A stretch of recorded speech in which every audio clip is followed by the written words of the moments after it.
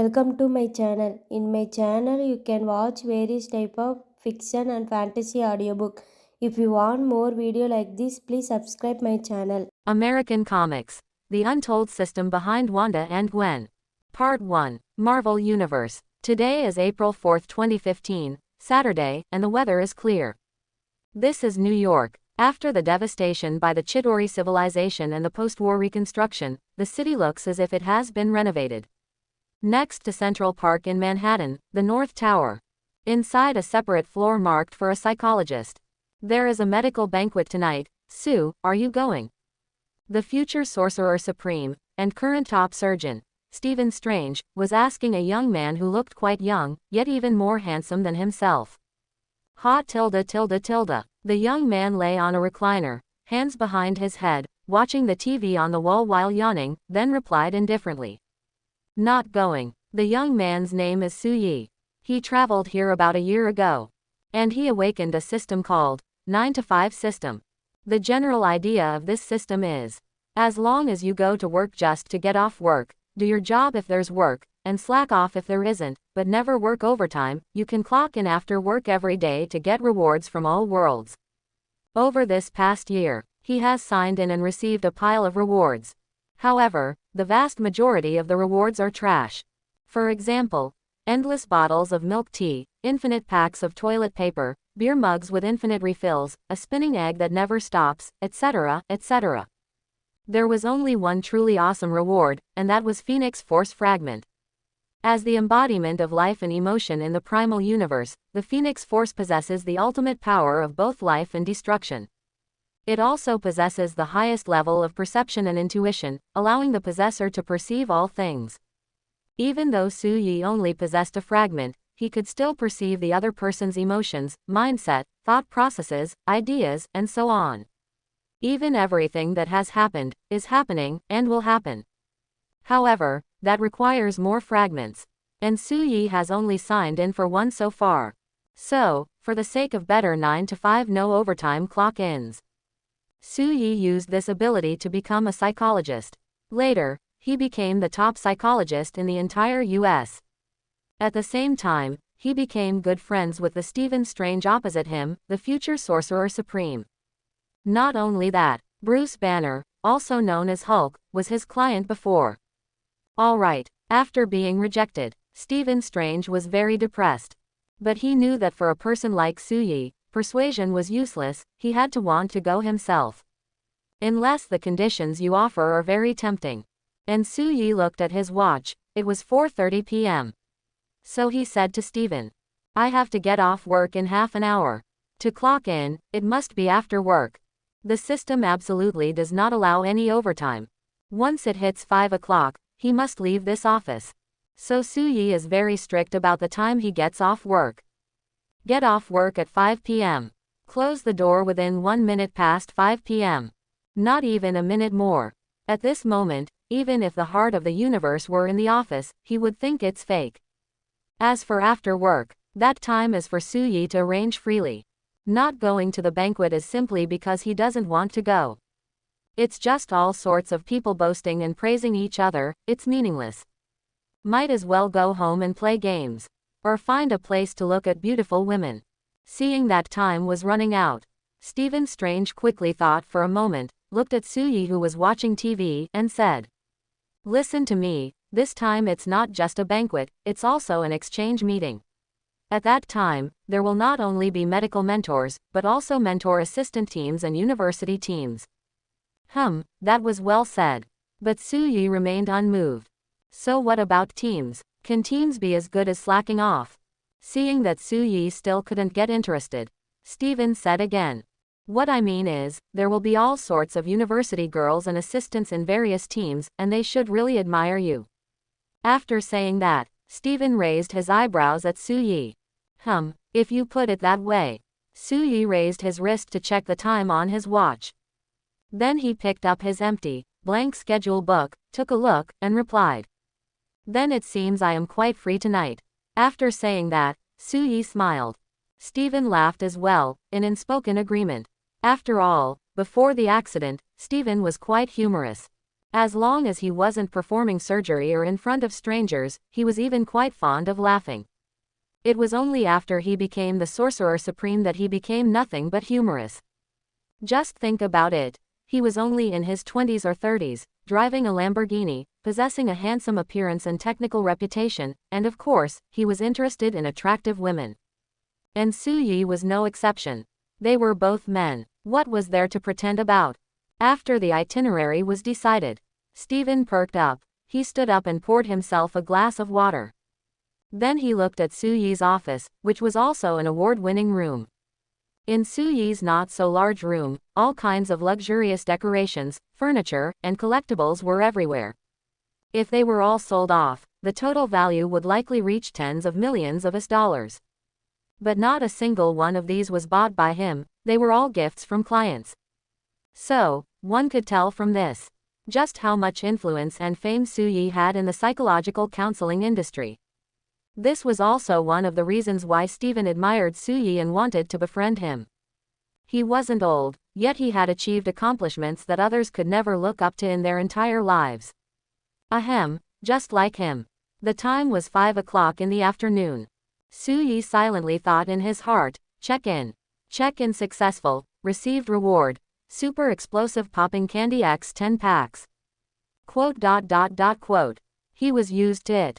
The next moment, with a click of the door lock, Su-yi and Stephen appeared outside the door together. Before taking the elevator to the underground garage, Stephen turned back to look at the office door, then looked at the time on his watch. Have you always been this punctual? Of course. Su-yi glanced at him. Even if Earth were destroyed at 4:30, I would still try to get off work on time at 5. Stephen raised an eyebrow. Then how do you manage to live for another half hour? Ding tilde. At this moment, as the elevator door opened, Su-yi walked in and turned to look at Stephen. By my willpower to never leave early or arrive late. Quote. Vroom, vroom, vroom, accompanied by the roar of the engine. A black Lamborghini drove out from the underground garage of the North Tower. Then it headed straight for the Banquet destination. This car was Stephen's, as the world's top surgeon. And he was a doctor in the United States. Buying a Lamborghini was very simple for Stephen.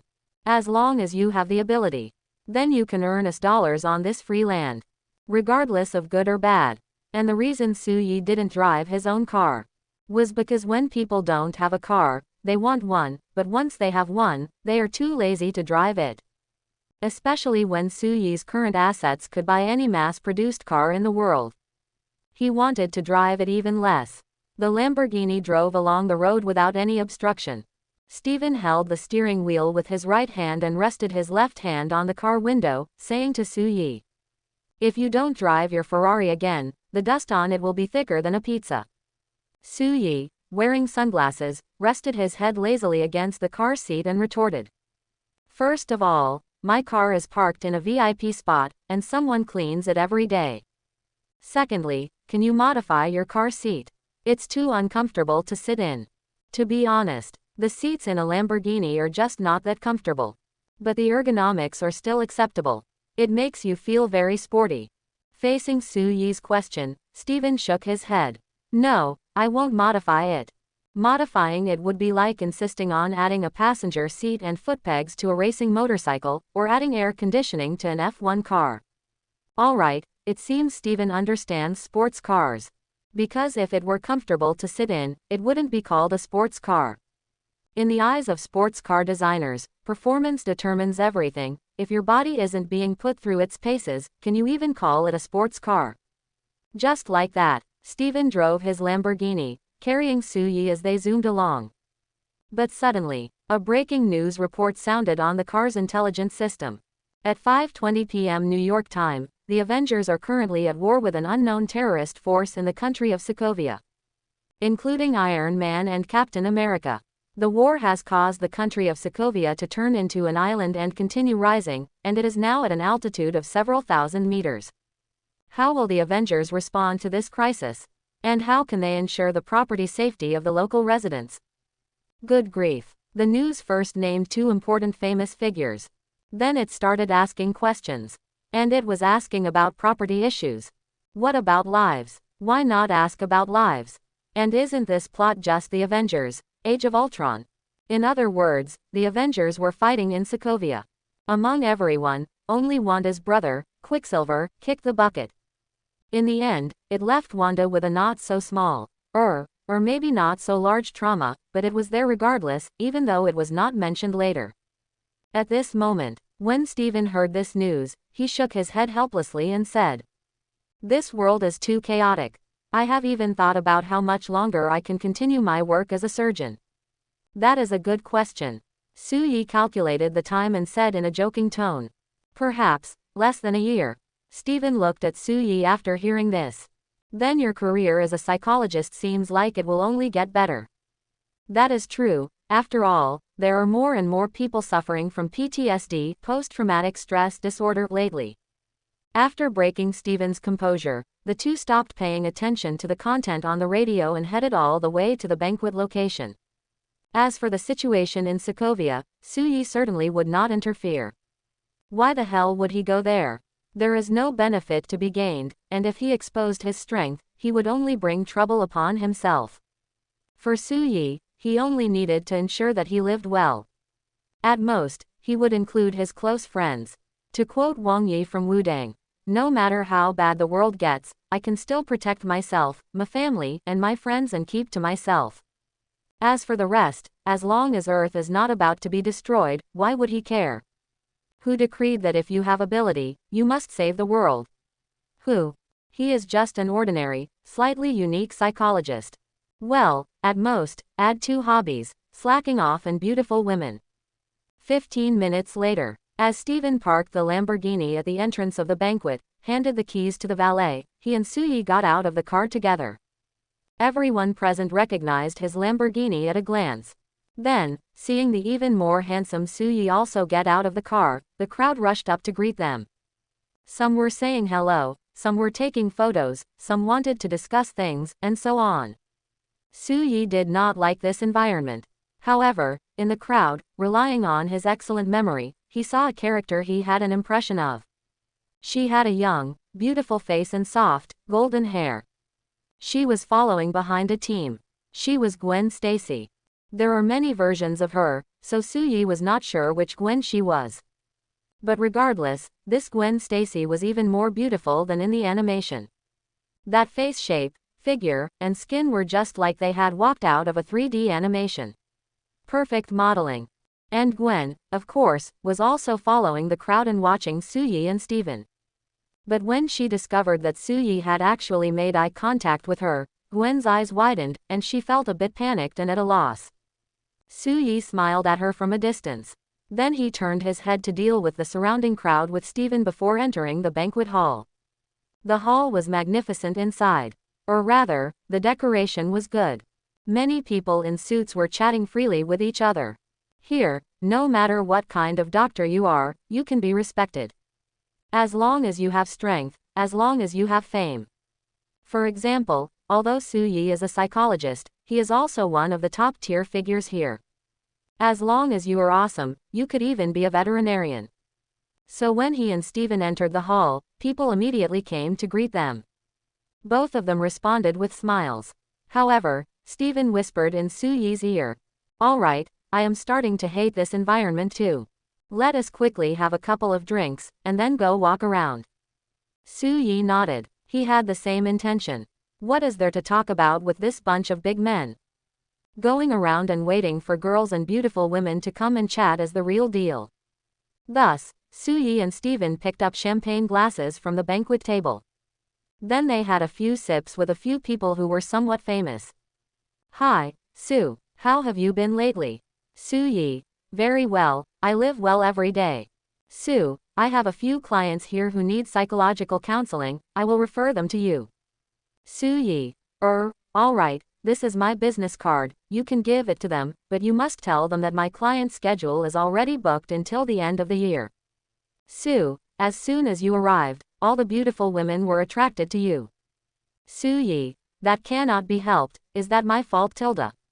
After chatting casually, Steven and Su-Yi reunited. "What do you say?" Steven asked, putting down his champagne glass. "I think," Su-Yi looked at the beautiful women present, he was only interested in one person at the moment, so, split up. Steven nodded. We are on the same page, same old routine. After saying that, the two parted ways on the spot. After separating from Steven, Suyi picked up another glass of champagne and swept the area with his psychic power. He immediately knew Gwen's location. And Gwen was still looking at him from within the crowd from time to time. Upon learning her location, Suyi carried his wine glass and stopped about 10 meters away from Gwen. He grabbed some fruit and ate a bite or two to look like he was alone. The crowd separated them, but Gwen, who kept glancing at Suyi, surely noticed him. After noticing that Suyi was completely alone, Gwen looked left and right, and seeing no one else approach, she carried her glass, moved around the crowd to stand in front of Suyi, and said a bit nervously, "Hi Tilda, my name is Gwen Stacy." Seeing Gwen finally approach, Suyi raised his glass, clinked it with hers, and smiled. You can call me Suyi, or you can call me psychologist. The first step to getting to know someone is making contact. Once greetings are exchanged and the conversation starts, it becomes easier to get to know each other. So, after Suyi and Gwen chatted for a while, he made a discovery. Suyi remarked that she was very young, but Gwen explained that she was still a high school student and worked as an assistant in a laboratory. At the same time, she was also the drummer in a band called Mary Jane's. Upon hearing that Gwen's other interest was being a drummer in a band, Suyi immediately realized which Gwen this was. He instantly knew two things.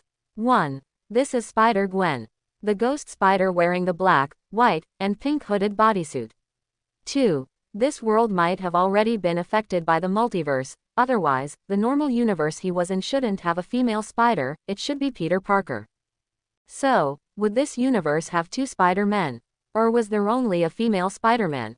Suyi thought about this for a split second, less than 0.1 seconds. Then he reached a conclusion. Who cares, Tilda? It doesn't matter if there are two Spider-Men or not. Anyway, Spider-Gwen is right in front of me, having her is enough. Nothing else matters, they aren't beauties anyway. Thinking back now, no wonder. Suyi felt that this Gwen was so beautiful at first glance. It turned out she wasn't the common version of Gwen, but the legendary Golden Gwen. Calculating the time, this Gwen should also be bitten by the spider soon. It would be right around the end of Avengers 2. It would happen within this month. Afterward, Suyi and Gwen chatted more and more happily. Gwen was an honors student and was also very curious about Suyi's psychological counseling abilities. Thus, their topic of conversation was about that. Gwen, Sue, so many people you've provided psychological counseling for hold you in such high regard. What does it feel like to be counseled by you? Suyi, it's indescribable in words. Perhaps you have to try it yourself. For your sake, I can make time for you to skip the line for counseling. Gwen, really? That's great. Then, how do you provide psychological counseling? What kind of feeling is it?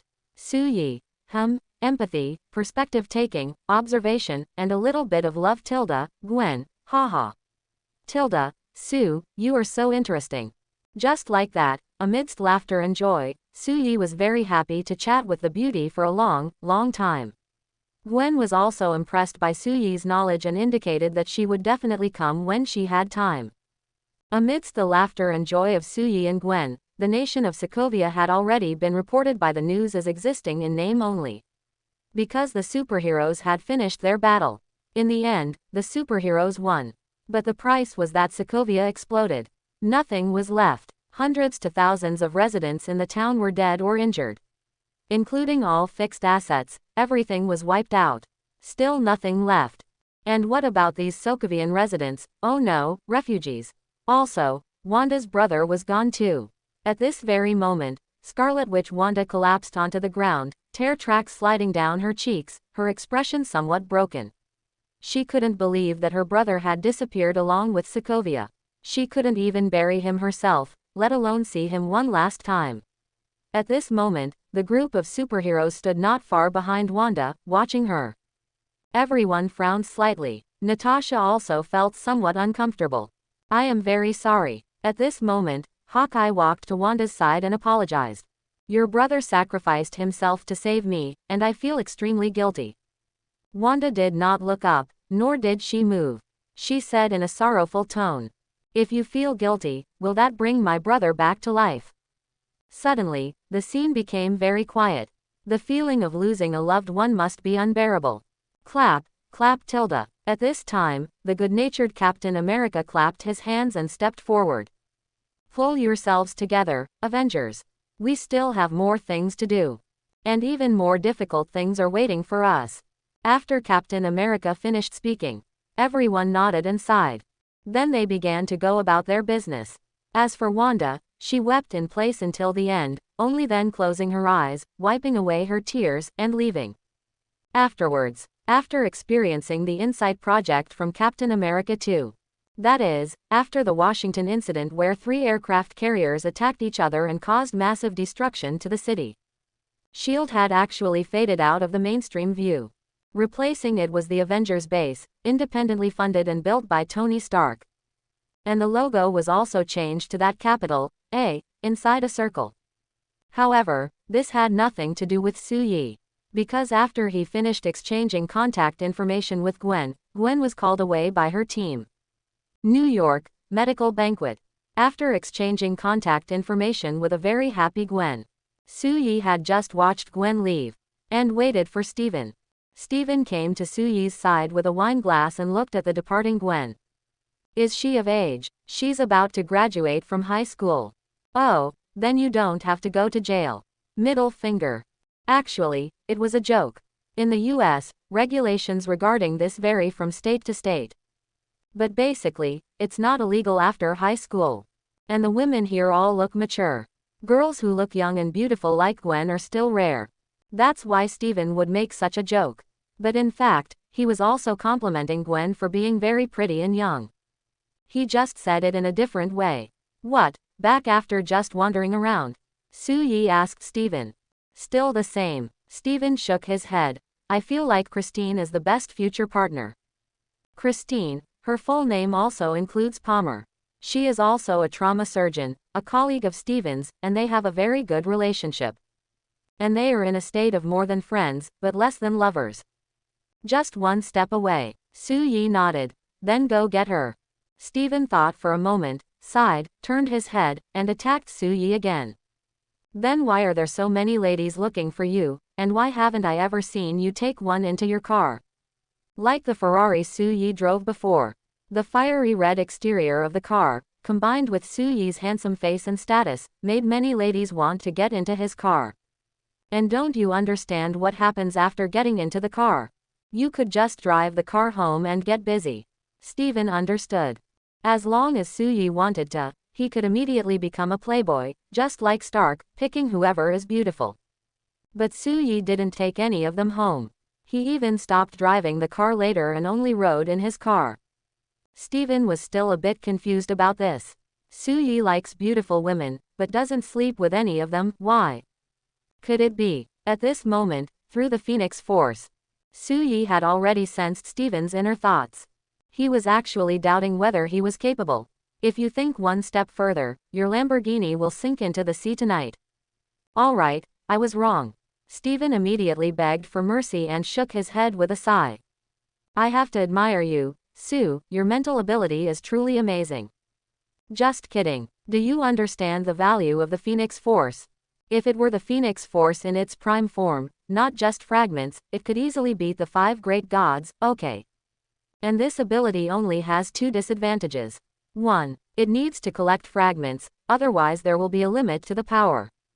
For example, Su-Yi can only be considered at the Sub-Father or Sky-Father level now, but as he collects more Phoenix fragments, he will be promoted to single universe level, or even multiverse level, super multiverse level, etc., etc. 2. This ability has the self-will of the Phoenix, so the owner of the ability will be affected to varying degrees. And Su-Yi was also affected at the beginning. It was a phoenix flying around in his mental world, so annoying. And it was very easy to get irritable and lose control. But fortunately, Su-Yi obtained another powerful ability in his later check-ins. Purification. Simply put, it can erase any existing side effects. At first, Su-Yi thought it was very weak. But later he discovered that it was actually a supreme ability. As long as there is an existence that you feel uncomfortable with or dislike, you can purify it through this ability. And the residual will of this phoenix fragment was purified by this ability. At the same time, there are many abilities and items in the Marvel Universe with major side effects. Just like that, by the time the banquet was drawing to a close, Su-yi and Steven prepared to leave first. The two sat inside the black Lamborghini. Steven drove Su-yi back first. After chatting about this and that in the car, Steven finally understood why Su-yi didn't bring women home. So, you only flirt, but don't bring them home to get intimate because you don't truly like them, and you only do it for your own amusement. Steven understood, but not completely. He shrugged, looking puzzled. Why, what's the difference? Of course there's a difference. Su-yi leaned back in his chair and said indifferently, I'm not a promiscuous playboy like Tony Stark. I do like beautiful women, but I only sleep with the ones I love. Can you tell the difference between love and like? Steven was driving and shook his head, not really. Let me put it this way. Su-yi gave an example. Liking is just one-sided. For example, you like this car of yours, but when you want to change cars, you'll sell it and then like the next one. But love is not. Love is selfish. Still using your car as an example, if you love it very much, then even when you want to buy a second car, you won't sell this one. Do you understand now? Put like that, Steven understood immediately. He was very smart, not a fool. Facing Su-yi's explanation, Steven pondered for a moment and nodded in serious agreement. You're absolutely right. I understand a lot more now. Fine, sensible. Su-yi smiled. Talking to smart people is just simple. They catch on quickly, no need to repeat explanations. But the next moment, Steven asked back, so, if you love all the cars you buy, does that mean you will own many beloved cars? Not a word about people. Every word was about people. Su-yi glanced at him and smiled. You caught me, Steven. Finally, Steven dropped Su-yi off at the North Tower. Sleep well, stay safe. After they said goodbye to each other, Steven stepped on the gas. The Lamborghini let out a vroom tilde sound and disappeared from his view. And Su-yi's home was right inside the building. It's just that this time it wasn't on the original floor, but on the top floor. Yes, not just the second to last floor with the office. The top floor was also bought by Su-yi. Ding tilde. Accompanied by the elevator sound, he arrived at the top floor of the building. Su-yi entered the room and took off his shoes. Then he waved his hand. The next moment, the suit on his body turned into loungewear. Then he beckoned with his hand, and a cup of milk tea appeared in his previously empty hand. Yes, and it never runs out. He walked to the floor-to-ceiling window. Su-yi overlooked the night view of the entire Manhattan. At this moment, directly opposite him, about a few kilometers away in a straight line, was the rebuilt Stark Tower. A huge A logo on the building was very eye-catching. That was the logo of the Avengers. Yes, the North Tower where Su-yi was located was just north of Central Park in Manhattan. And Stark Tower was to the south. So these two buildings were only separated by the few kilometer-long Central Park. And to the west of Central Park, there was also an Osborne Tower. To put it bluntly, it was just missing the Sorcerer Supreme's sanctum moved to the east of Central Park. Don't ask why he thought this way. Because they were one short for a game of mahjong. Slurp tilde. After taking one last sip of milk tea, Su-yi threw the milk tea back into his space. Then he stretched, went back to his room to play games. Although a bit lonely, this kind of life would soon be over. By then, more people would be able to play games together. Late at night on the first day, in the Avengers base, Wanda lay on the bed in her room at the base, unable to fall asleep for a long time. Her original home, Sokovia, had already been destroyed. Now, going back, there was only a huge crater. And for someone with her combat power, the Avengers would certainly not give up on recruiting her. So, it was somewhat forced. Otherwise, having someone like her become a free agent is something Nick Fury and Captain America would absolutely not want to see. So, after Wanda joined the Avengers, she could only stay here for the time being, or collect an activity allowance to go rent a house outside, but no matter where she rented, it would never feel like home again. That night, Wanda fell asleep from sheer exhaustion without even realizing it. The next day, Wanda's expression remained dejected. No matter who came to see her, it didn't help, including Natasha. On the third day, Vision tried to reason with Wanda. But at this moment, Wanda wasn't in a state to listen to reason, so she walked away. Just like that, 3 days, 4 days, 5 days, a week. Wanda's expression still hadn't recovered. Furthermore, the online outcry against superheroes grew louder and louder. People claimed that superheroes only brought about greater destruction. This made Wanda, who had nothing to do but watch the news, feel even worse. What am I doing? What should I do? The future, the Avengers, is there even a point anymore? Half a month later, Wanda followed everyone out on her first mission, to locate and arrest a terrorist group. Wanda went. Also going were Captain America, Hawkeye, Natasha, Falcon, and other Avengers members. By the afternoon, as the mission was nearing its end, in order to save Captain America, Wanda used her chaos magic but accidentally threw an uncontrollable bomb high into the air. Then it blew up everyone on a floor of the building next to it. The people inside were crying, screaming, dying, and getting injured. In an instant, Wanda was overcome with immense regret. Guilt flooded her heart. It also made her feel even more desperate. She had been devastated when she lost just one family member, but now, because of her mistake, even more people had died.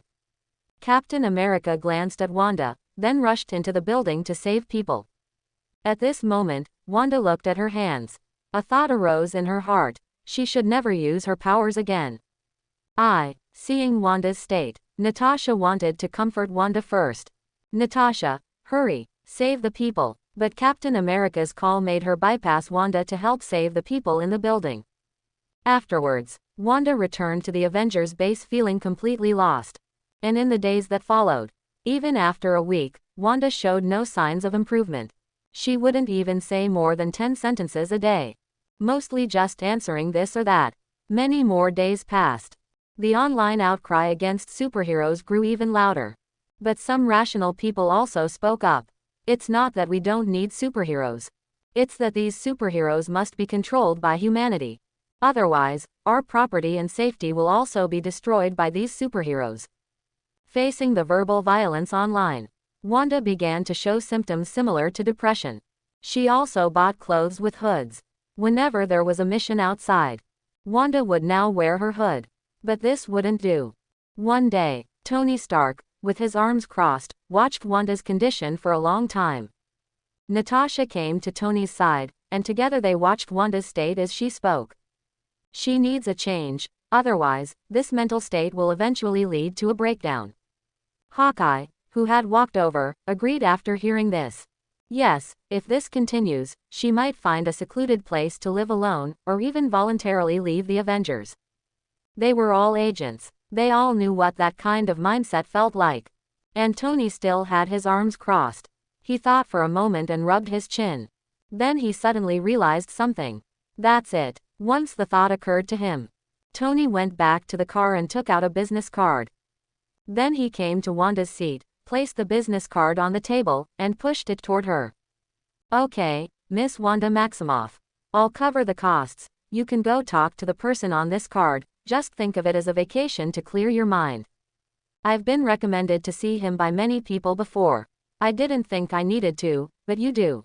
They all say he is the best psychologist in the world. I think you should give it a try.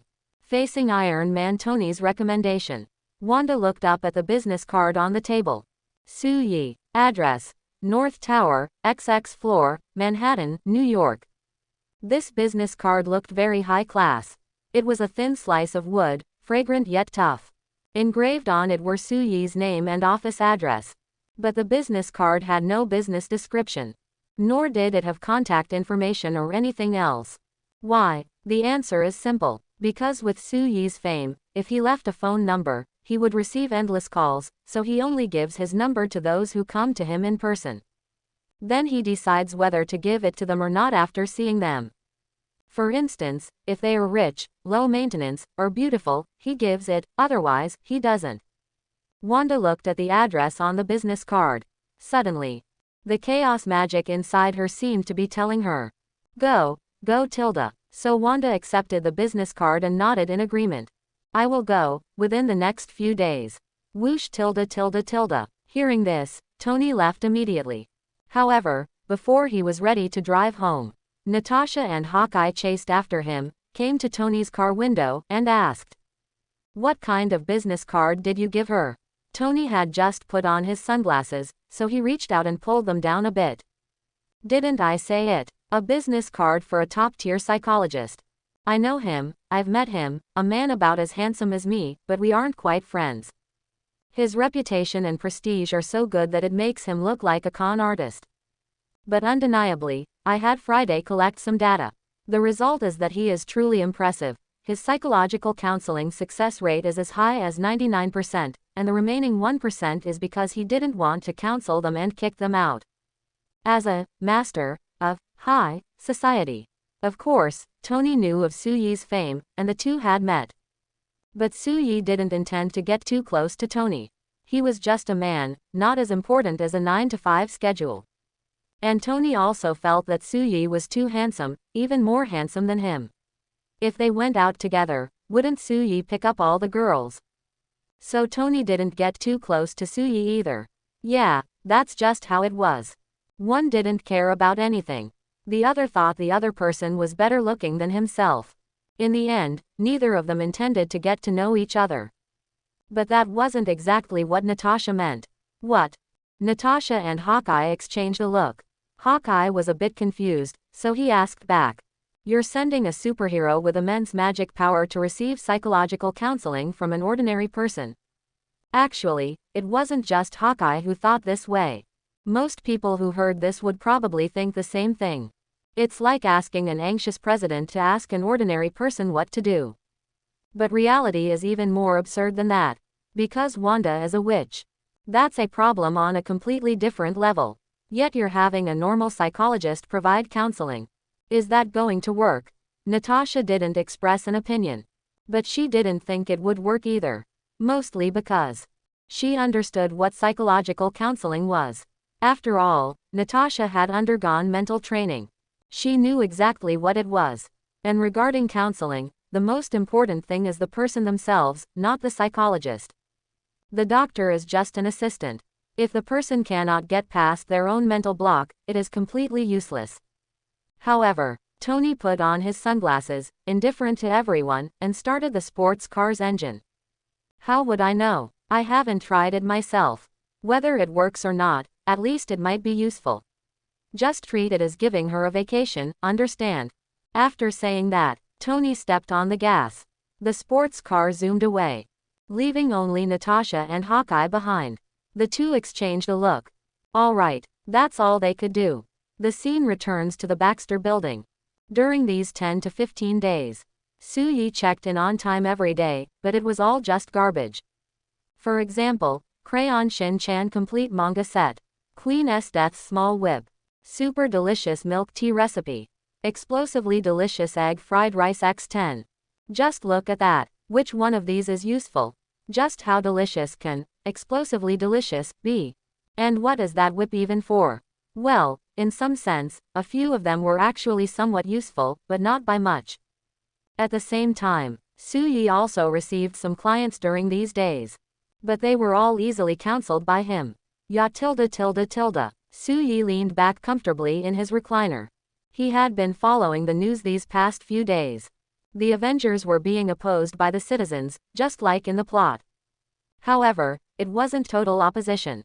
Rather, it was a condemnation that the superheroes were simply too free. If such superheroes were this free, wouldn't they just be a mobile super demolition squad? Therefore, society and the higher-ups in the US government were preparing a proposal. Any action taken by the superheroes must be notified and approved in advance. Of course, for now, this was just a proposal. It was hard to say when it would actually be brought to the table. Besides, Su-Yi remembered that this was a plot point that would only appear in Captain America 3, Civil War. That was still some time away. Time moved to the afternoon. Su-Yi finally welcomed a client he was very satisfied with. Gwen. Oh no, perhaps she was about to become Spider-Gwen. Ding tilde. As the elevator door closed, Gwen, wearing a jacket with the hood up, arrived at the door of Su-Yi's office. She looked at Su-Yi's door, still hesitating whether to go in. Her father was the director of the New York Police Department.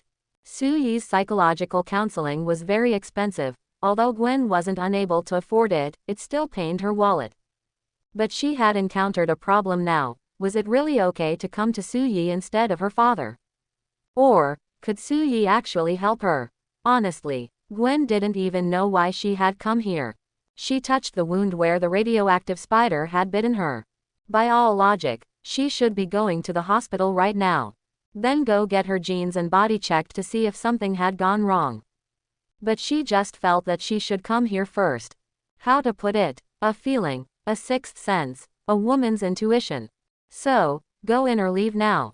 Gwen was hesitating. Come in, Gwen. But while Gwen was hesitating, Su-Yi's voice came from inside the door.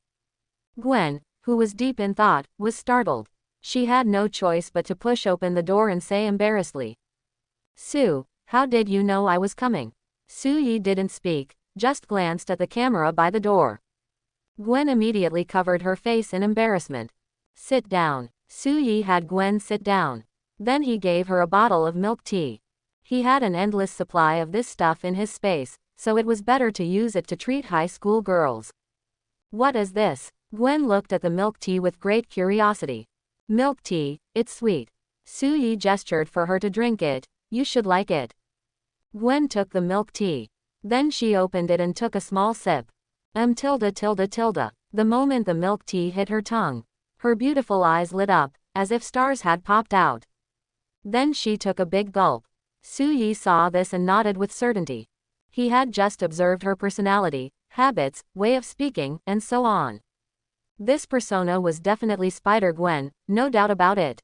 Otherwise, the ordinary Gwen wouldn't have this personality. She should be a bit calmer. But certainly not as lively as this Gwen. Only Spider-Gwen would become very lively, very smart, and also a bit of a homebody. Just like a female version of Peter Parker. Delicious. After drinking a few sips of milk tea, Gwen gave it the highest rating, and her mood improved. Similarly, this actually had a physiological basis. Sweets could make the body release dopamine, thus making one happier. This way, Su-Yi's psychological counseling would be more effective. Efficiency and props, get it? And after Gwen drank the milk tea, Su-Yi then crossed his fingers, touching his thumbs together, and asked Gwen, "I can sense your anxiety and unease from your eyes and expression. It seems something is troubling you, and it's happening to you. You are distressed by this and are seeking a seeking how to continue living normally, right?" As soon as Su-Yi finished speaking, Gwen was stunned. Her eyes showed both surprise and a bit of panic. At her age, what kind of guile could she possibly have? Unless it was some young actor playing a poker-faced character, all sorts of emotions would show on her face. Facing Su-Yi's words that hit the bullseye, Gwen seemed to have taken real damage and was a bit at a loss. She twisted her fingers, her beautiful eyes looking elsewhere, her pink lips pursed, not knowing how to answer. Su-Yi knew she had concerns just by looking at her expression. So he leaned back in his chair. Then he opened the drawer. He took out a photo from inside. Then he pushed it over for Gwen to see. Gwen took the photo and was immediately surprised. It turned out the photo was a picture of Su-Yi and one of the superheroes, Hulk. Note, it was Hulk. Not Dr. Banner. It was the Avengers, Age of Ultron era. Citizens of the US all knew that among the superheroes, there was a green-skinned Hulk. And he had a very short temper. Not long ago, he even fought Iron Man and destroyed an entire building. And now, he seemed to have disappeared. But looking at the photo as a whole, Hulk clearly approved of Su-Yi. This was the approval of a superhero. You should recognize him. So, what I want to tell you is that a psychologist will never tell any information about a client to a third party. Your information is known only to you and me. And no matter what happens, the information will not get out through me. Su-Yi's voice came from behind the photo. Gwen raised her eyes, looked at Su-Yi, and after biting her lip with her pearly white teeth, she finally put down the photo and began to speak. "I have a friend." She suddenly gained some abilities. Her body became very agile, and her strength increased. Should she go get a checkup? If she does, will she be studied? Or should she go do good deeds? Would that be emphasizing justice too much? So she doesn't know what to do now, or rather, what comes next. Hearing about this friend of Gwen's, Soo-yi almost couldn't hold back a laugh, but he still pretended not to know. Because between the lines of Gwen's words, only 2 words were revealed. Confused. However, Gwen's confusion was a bit different. Your friend is confused about the path ahead. It's like your friend suddenly found a sum of money, suddenly gained abilities, but she is hesitating about whether to use it, whether she can use it, and how to use it. At this point, Gwen nodded quickly in agreement, indicating that was exactly it. And Soo-yi also nodded to signal no problem. Then he took out a piece of paper and a pen, and doodled something. After a dozen seconds, Soo-yi showed the paper to Gwen. On the paper, it looked like a children's fairy tale. But the content was a person swinging on a swing in the middle of a busy city. So my advice is, tell your friend to take this money, go home, and sleep soundly. Wait until you realize this money is truly yours, and no one is asking you for it, then you can think about how to use this money and where to use it. Finding money, suddenly gaining abilities, as a phased issue, not a decisive one. Or you can use the scraps of this money to see the world first, decide after you've seen it. That way, even if the money is taken back, you can still make up for it. Not a single word mentioned abilities. Yet every word was about abilities. This is the charm of using analogies. Gwen was already smart, and even smarter after gaining abilities. So she could understand that what Soo-yi was talking about was the same from the perspective of suddenly gaining abilities. This is why many old sayings are still practical in modern times. Because the underlying logic is correct. Gwen gradually realized. So, if you suddenly get money, abilities, the optimal solution is to just stay home and live your life. Wait until things are stable before considering how to use it. Soo-yi thought for a moment, then smiled and said to Gwen. I once heard a song, and its lyrics fit the current situation very well. What lyrics? Gwen was very curious. If one day I become very rich, my first choice won't be to travel around the world, but to lie on the biggest and softest sofa in the world, eat and sleep and eat, and spend a year. After saying these lyrics, Soo-yi and Gwen both laughed, and they laughed happily. Gwen reached out to tidy up the blonde hair scattered around her ears. Then she said in full agreement. Then I'll tell my friend just that. Tell her the best psychologist in the world suggests she should be a homebody first, eat and sleep and eat, and become a little piggy first. I didn't say that, oh. Soo-yi leaned back in his chair, reached for his milk tea, and said while drinking, the lyrics said that. I don't care. The meaning is the same anyway. Gwen tilted her head, and just when she wanted to say something else. Ring a ding. Her phone rang. Gwen picked up the phone to check the caller, then looked at the time, and immediately apologized to Soo-yi. Sorry, I forgot about band rehearsal time. My friends are all waiting for me, I have to hurry over. Soo-yi nodded. Hurry and go, don't keep your friends waiting too long, otherwise it's very impolite. Gwen hurriedly picked up her small cyan bag, grabbed the unfinished milk tea on the table, and left.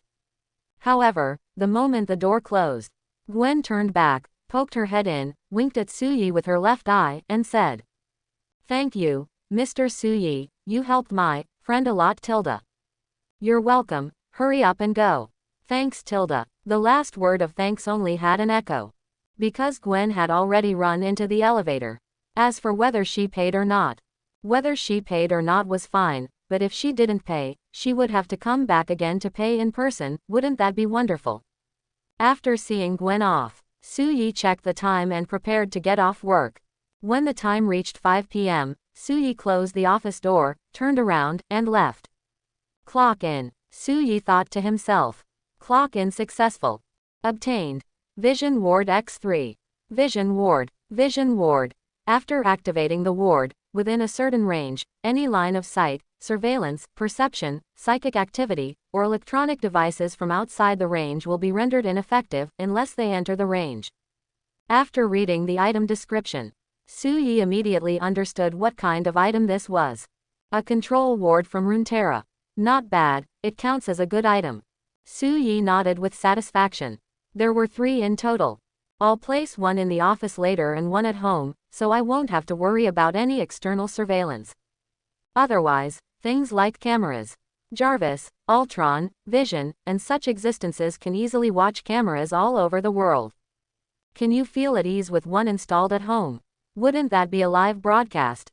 Night fell. Inside the Avengers base, Wanda stared at the business card Tony gave her, lost in thought. She used her phone to search for the address. She discovered it was located in the most prosperous area of Manhattan, New York. To be honest, Wanda didn't want to go to such a place right now. There was quite a lot of abuse directed at her on the internet. The mistake she made while trying to save Captain America indirectly caused the deaths of more people than the mission was meant to save. So, the internet was also berating Wanda, calling her an evil witch, calling her all sorts of things, and so on. This led Wanda to have 2 thoughts now. 1. To stop using any abilities. 2. To stop going to crowded places.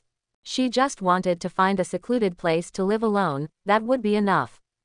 However, deep down, Wanda also wanted to live a normal life. Going out normally, having fun normally, being happy normally. For the sake of this, perhaps she had to give it a try. And the way to try it was. Wanda lowered her head and picked up the wooden business card. She then put it in her pocket and got up to prepare the clothes she would wear tomorrow. A pair of ordinary blue jeans. A gray, oversized, hooded sweatshirt. This way, she wouldn't be immediately recognized as the Scarlet Witch while walking on the street. It would also save her a lot of trouble. Meanwhile, in the brand new Stark Tower, Tony Stark sat in his chair, feeling a headache as he looked at the public opinion data collected by Friday. First of all, Jarvis was gone. It had become the current Vision. Furthermore, the data and future predictions provided by Friday were extremely serious. At this very moment, half of the voices on the internet regarding superheroes were no longer positive. And among those who supported superheroes, most were fans of a specific hero, not of the definition of a superhero. For example, Iron Man, or Captain America. As for the negative information, it was either abuse or opposition, that was all. Who tilde. Tony sighed. He crossed his arms with one hand while holding his forehead with the other. Sir, according to calculations, if you want to quell the societal opposition, there are 2 most effective methods. Tony kept holding his forehead and didn't move. Which 2? 1. The Avengers resolve an extinction-level crisis, letting society know that only superheroes are the final insurance. 2. The Avengers go into hiding from now on. According to the iteration speed of online information, the discussion will decrease by 70% in about a year, and approach the optimal value in 3 years. Or, completely expose the internal activities of the Avengers, so that all of society can be at ease. Facing such an answer, Tony shook his head helplessly. That's as good as saying nothing. Friday was an artificial intelligence. She could calculate the answer, that was true, and it was indeed the answer. But these 2 answers were impossible things. At least, it was impossible to do in the short term. The Avengers had gathered with such difficulty, and they had just stopped a disaster. Although Tony was primarily responsible for this disaster, wasn't that just how reality worked? If you succeed, you are covered in glory. If you fail, you lose face. Without any turning point, effort seemed to only be counterproductive. Tony looked at a piece of equipment on his desk. This was the neural network and intelligent control panel. It was something he and Banner had made together. But now, Banner was gone too. Originally, Tony had intended to build a Stark Industries and an intelligent network hub to protect Earth. But now, he felt a bit disheartened. Because continuing to do this no longer felt worth it to Tony. It was best that the opportunity had passed. Tony also knew he had no chance left. At this very moment, Tony rested his chin on his clenched fist, thinking for the entire night. Friday. Sir, perhaps your second option is the right one.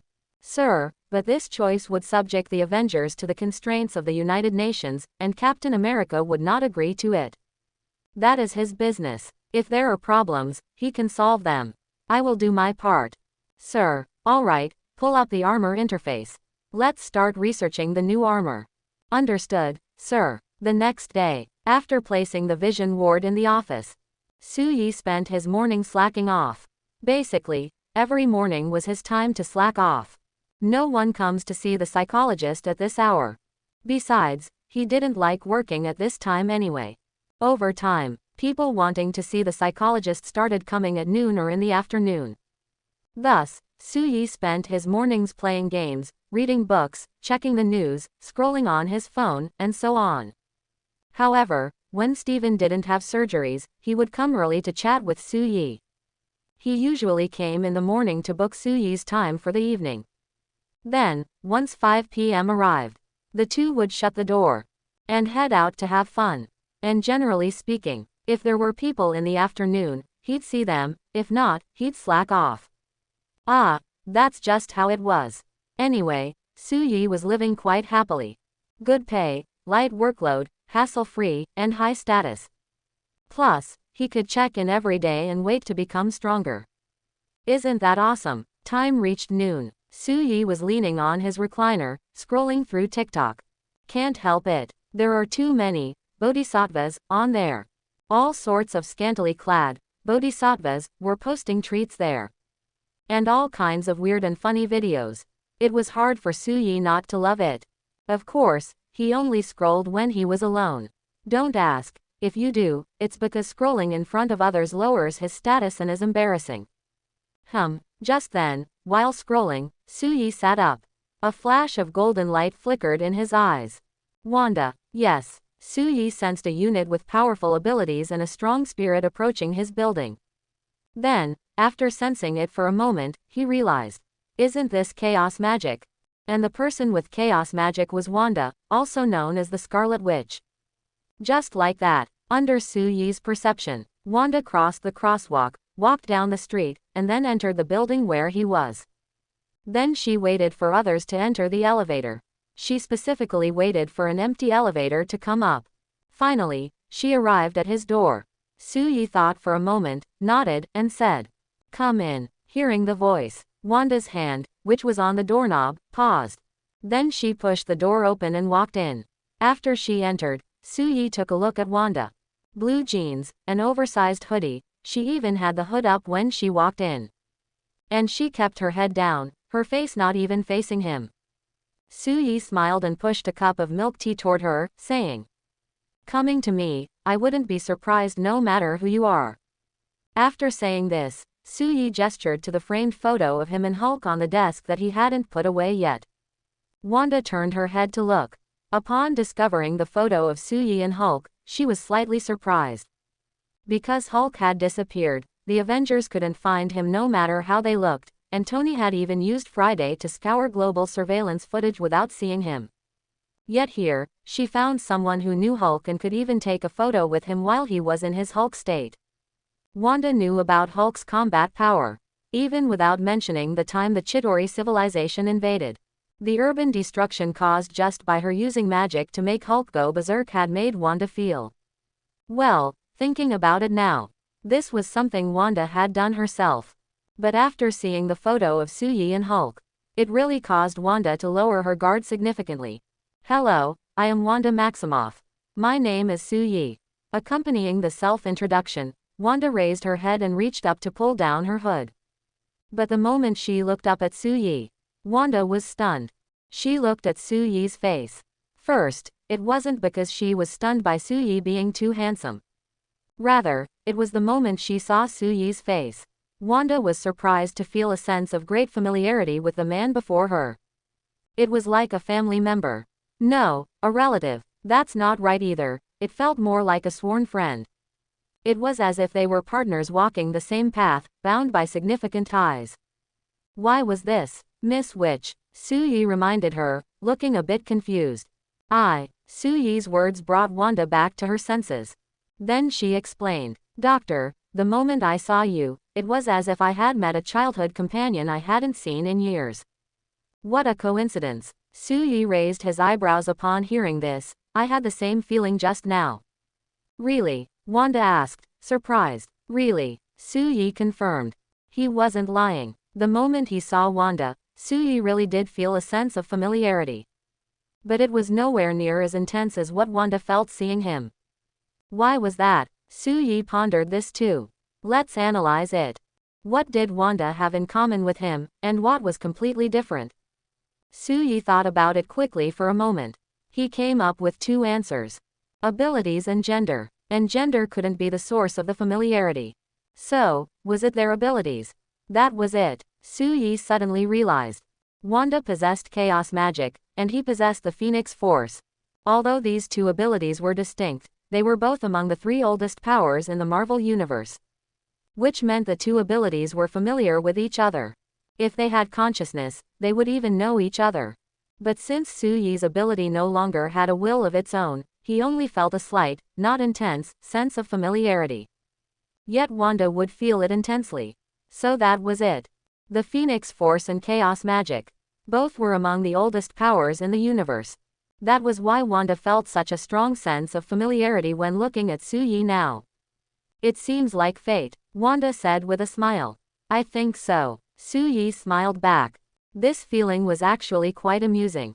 Then, Wanda relaxed all her vigilance.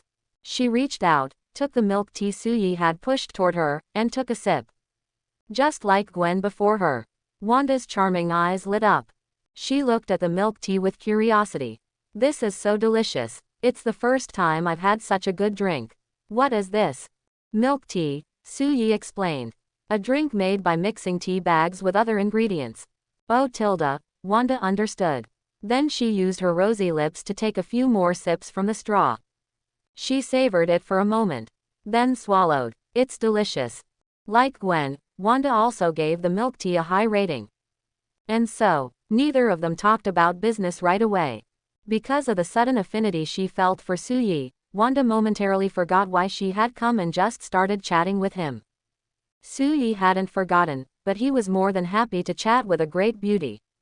Among his past clients, he always solved the issues for male clients as quickly as possible and sent them on their way. Efficiency was key. But beautiful female clients were a different story. From food to movies, lingerie to cosmetics, travel to setting up dates, and so on. In short, Su-yi was quite willing to chat with beautiful female clients. He was free anyway, and had nothing else to do. So, Wanda and Su-yi started by chatting about the milk tea. Then they moved on to the furniture and collectibles in Su-yi's office. And after learning that these were all gifts from his clients, Wanda was very surprised. If these were all gifts from clients, they must really love Su-yi's abilities. Shortly after, Wanda and Su-yi left their seats and walked over to an antique cash register to chat. Is this a cash register? Wanda reached out, wanting to touch it, but stopped and looked at Su-yi. May I touch it? Of course. Su-yi signaled that it was fine. His magic could make them brand new anyway. This is a cash register where 95% of the parts are made of silver. But it doesn't have a long history. I think it's only about 100 years old. Wanda touched the surface of the cash register. If one were to call it a work of art, it was because the surface was covered in hand-engraved secret runes, which made the whole thing look very high-end. So beautiful. Wanda touched it and then pulled her hand back. Then she looked at the other art pieces. For example, metal vases, murals, silver tableware, small sculptures, and so on and so forth. With just one look, Wanda knew these must be worth a fortune. So, she didn't touch anything else afterward. Next, after finishing their conversation about the collectibles in the office, the two returned to their chairs to chat about other things. Wanda reminisced about her hometown and mentioned that she didn't actually like being a superhero, she had joined in a semi-forced manner. She also said that she had been very sad lately and explained to Su-yi that it wasn't on purpose. She had been trying to save people but couldn't control the power of the bomb, which led to the accidental injury. Then, there was her take on the internet. Wanda said that if she could, she would like to move to a small town with few people to live. That way, she wouldn't be under so much pressure. Just like that, Wanda treated Su-yi as someone she could confide in. Throughout the entire afternoon, Wanda talked, and Su-yi listened, then offered suggestions and agreement. They spent the whole afternoon like that. A whole cup of milk tea was also gradually finished by Wanda. But those who know, know. When a girl tells you some secrets and shares all her affairs with you, that is the beginning of her developing a dependency on you. And she will gradually trust you. Then, the subsequent development depends on the thoughts and actions of the person being confided in. As for Suyi, he certainly couldn't be counted as a good guy. Slurp tilde slurp tilde. After the last bit was sucked up by Wanda, she was surprised to discover that she had actually been chatting with Suyi for so long. Sorry, it seems like I've been doing all the talking. Wanda immediately felt a bit ashamed and embarrassed. After all, she had taken up so much of his time. Suyi shook his head to indicate it was fine. Listening is also a form of psychological counseling. Hearing the words, psychological counseling, Wanda finally remembered that she had come for psychological counseling. She then added, I forgot to mention, it was Mr. Stark who gave me the business card and suggested I come. Tony. Suyi was stunned for a moment, then smiled, then it seems I have to thank him. Thank him. Wanda was puzzled. Suyi checked the time, 4:58 p.m., and then stood up while saying, thank him for introducing me to a mature and beautiful female client. It both increased my business and cheered me up. Let's go, it's afternoon tea time. Let's head to a coffee shop or somewhere with desserts and a nice view to continue our chat. After saying this, Suyi pushed back his chair and walked out, opening the door for Wanda. Upon hearing Suyi's flirtatious words, Wanda's face flushed slightly, but being a mature older sister type, she naturally wouldn't be too shy. So, Wanda cast a smile at Suyi. You make me kind of regret dressing like this to go out. She then walked past him and went out the door.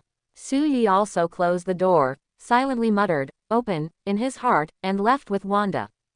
Check-in. Check-in successful. Obtained. Full set of SpongeBob SquarePants comics. He had only read a little bit of Crayon Shin-chan last time. This time, it's SpongeBob SquarePants again. How is he supposed to finish reading all of this?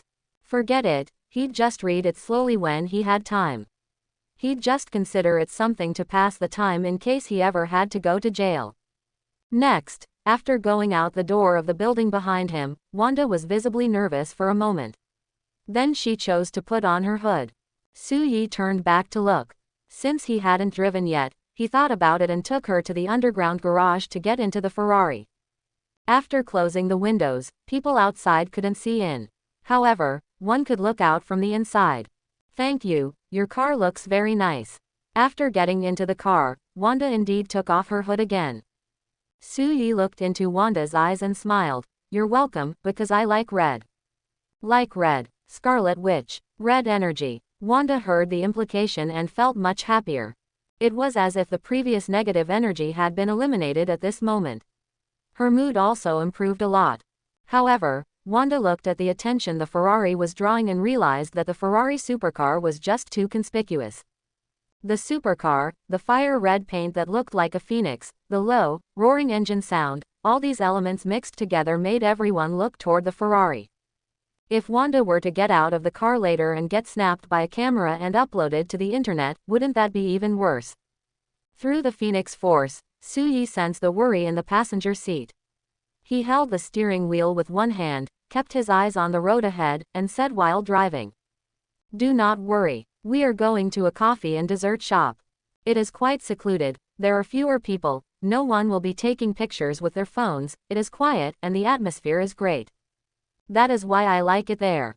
When Suyi said this, Wanda was indeed much more at ease. That is good. However, she turned her head to look at Suyi's profile.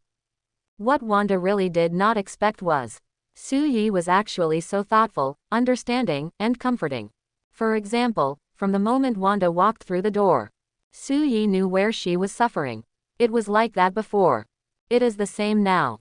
How should one put it? Wanda's assessment was that being with Suyi was very happy and very comfortable.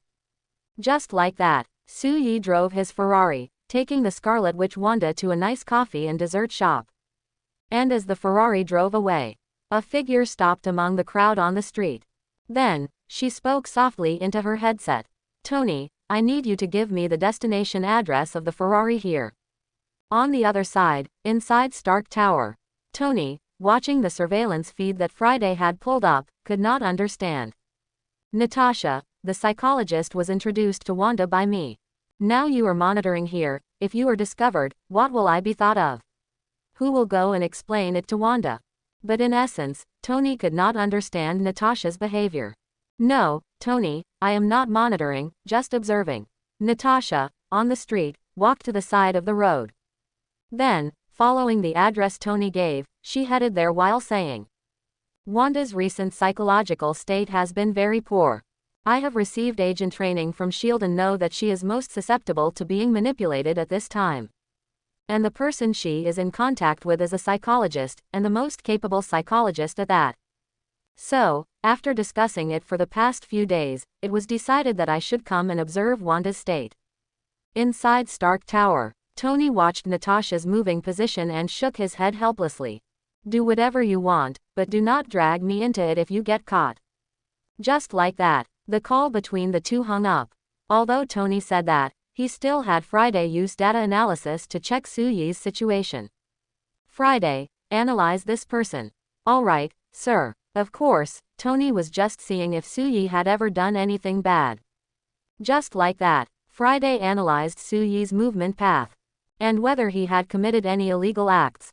About a few seconds later, Friday's aloof voice came through. Sir, the target has not committed any illegal acts, and among all his friends, it also includes Dr. Banner. What? Tony's head, which was originally lowered, instantly lifted up. He looked at the display panel in the air. Show me the data you collected. Tony had not expected this either. The person he casually introduced actually knew Banner. And Banner was also very important to Tony, and he was very worried as well. Although Vision could be considered Tony's failure. But the process was all something Banner had been helping him with. So Tony was very grateful to Banner. Thus, he was even more worried about Banner's current disappearance. Sir, Dr. Banner met Mr. Su-Yi about a year ago. According to past record scans, Dr. Banner has sought psychological help from Mr. Su-Yi many times. And after receiving help, even after transforming, Dr. Banner was still able to gradually calm down and then take a photo with Mr. Su-Yi. So, Dr. Banner's usual calmness is very likely to be Mr. Su-Yi's credit. The two's friendship is also very close. After reading the information compiled by Friday, Tony Stark was even more curious about Su-Yi. So there was someone with such a connection to the Avengers. And he was also a good friend of Banner. No, judging by Banner's treatment results, Banner might even treat him as a brother. Tony rested his chin on one hand and thought for a moment, then turned around and nodded, saying, Perhaps I should get to know this most capable psychologist in the entire United States. Do you need an appointment, sir? Friday replied. But perhaps you need to go in person first, because Dr. Su-Yi does not accept any form of phone or online appointments. Quote. Tony raised an eyebrow, thinking Su-Yi was a bit cocky. So in the United States, there is actually someone with a higher ego than me. Let me have some time to meet him. On the other side, after driving for about 20 minutes, Su-Yi's Ferrari finally arrived at their destination. A coffee and dessert shop by the sea, located behind a forest. After arriving here, because Su-Yi was a person of quality, he parked the car in a place further away from the coffee shop. There was no other way. The engine sound of the Ferrari was super nice, but it was also a bit loud. But for a coffee shop, that was impolite. Of course, these details were also noticed by Wanda. In her heart, she added another evaluation of Su-Yi, knows how to respect others. However, after Wanda got out of the car and followed Su-Yi into the coffee shop, she felt a tiny bit of regret. After Su-Yi led her to a corner by the sea to sit down, and ordered 2 cups of coffee and some desserts, Wanda leaned into Su-Yi's ear and whispered, coming out dressed like this is the biggest regret I've had today. Indeed. Jeans, a gray hoodie, going to a coffee shop. In the US, that's actually a bit low class. But fortunately, the US is relatively free. No one will say anything to you. Moreover, this coffee shop is both secluded and high-end. The people inside are also relatively much better.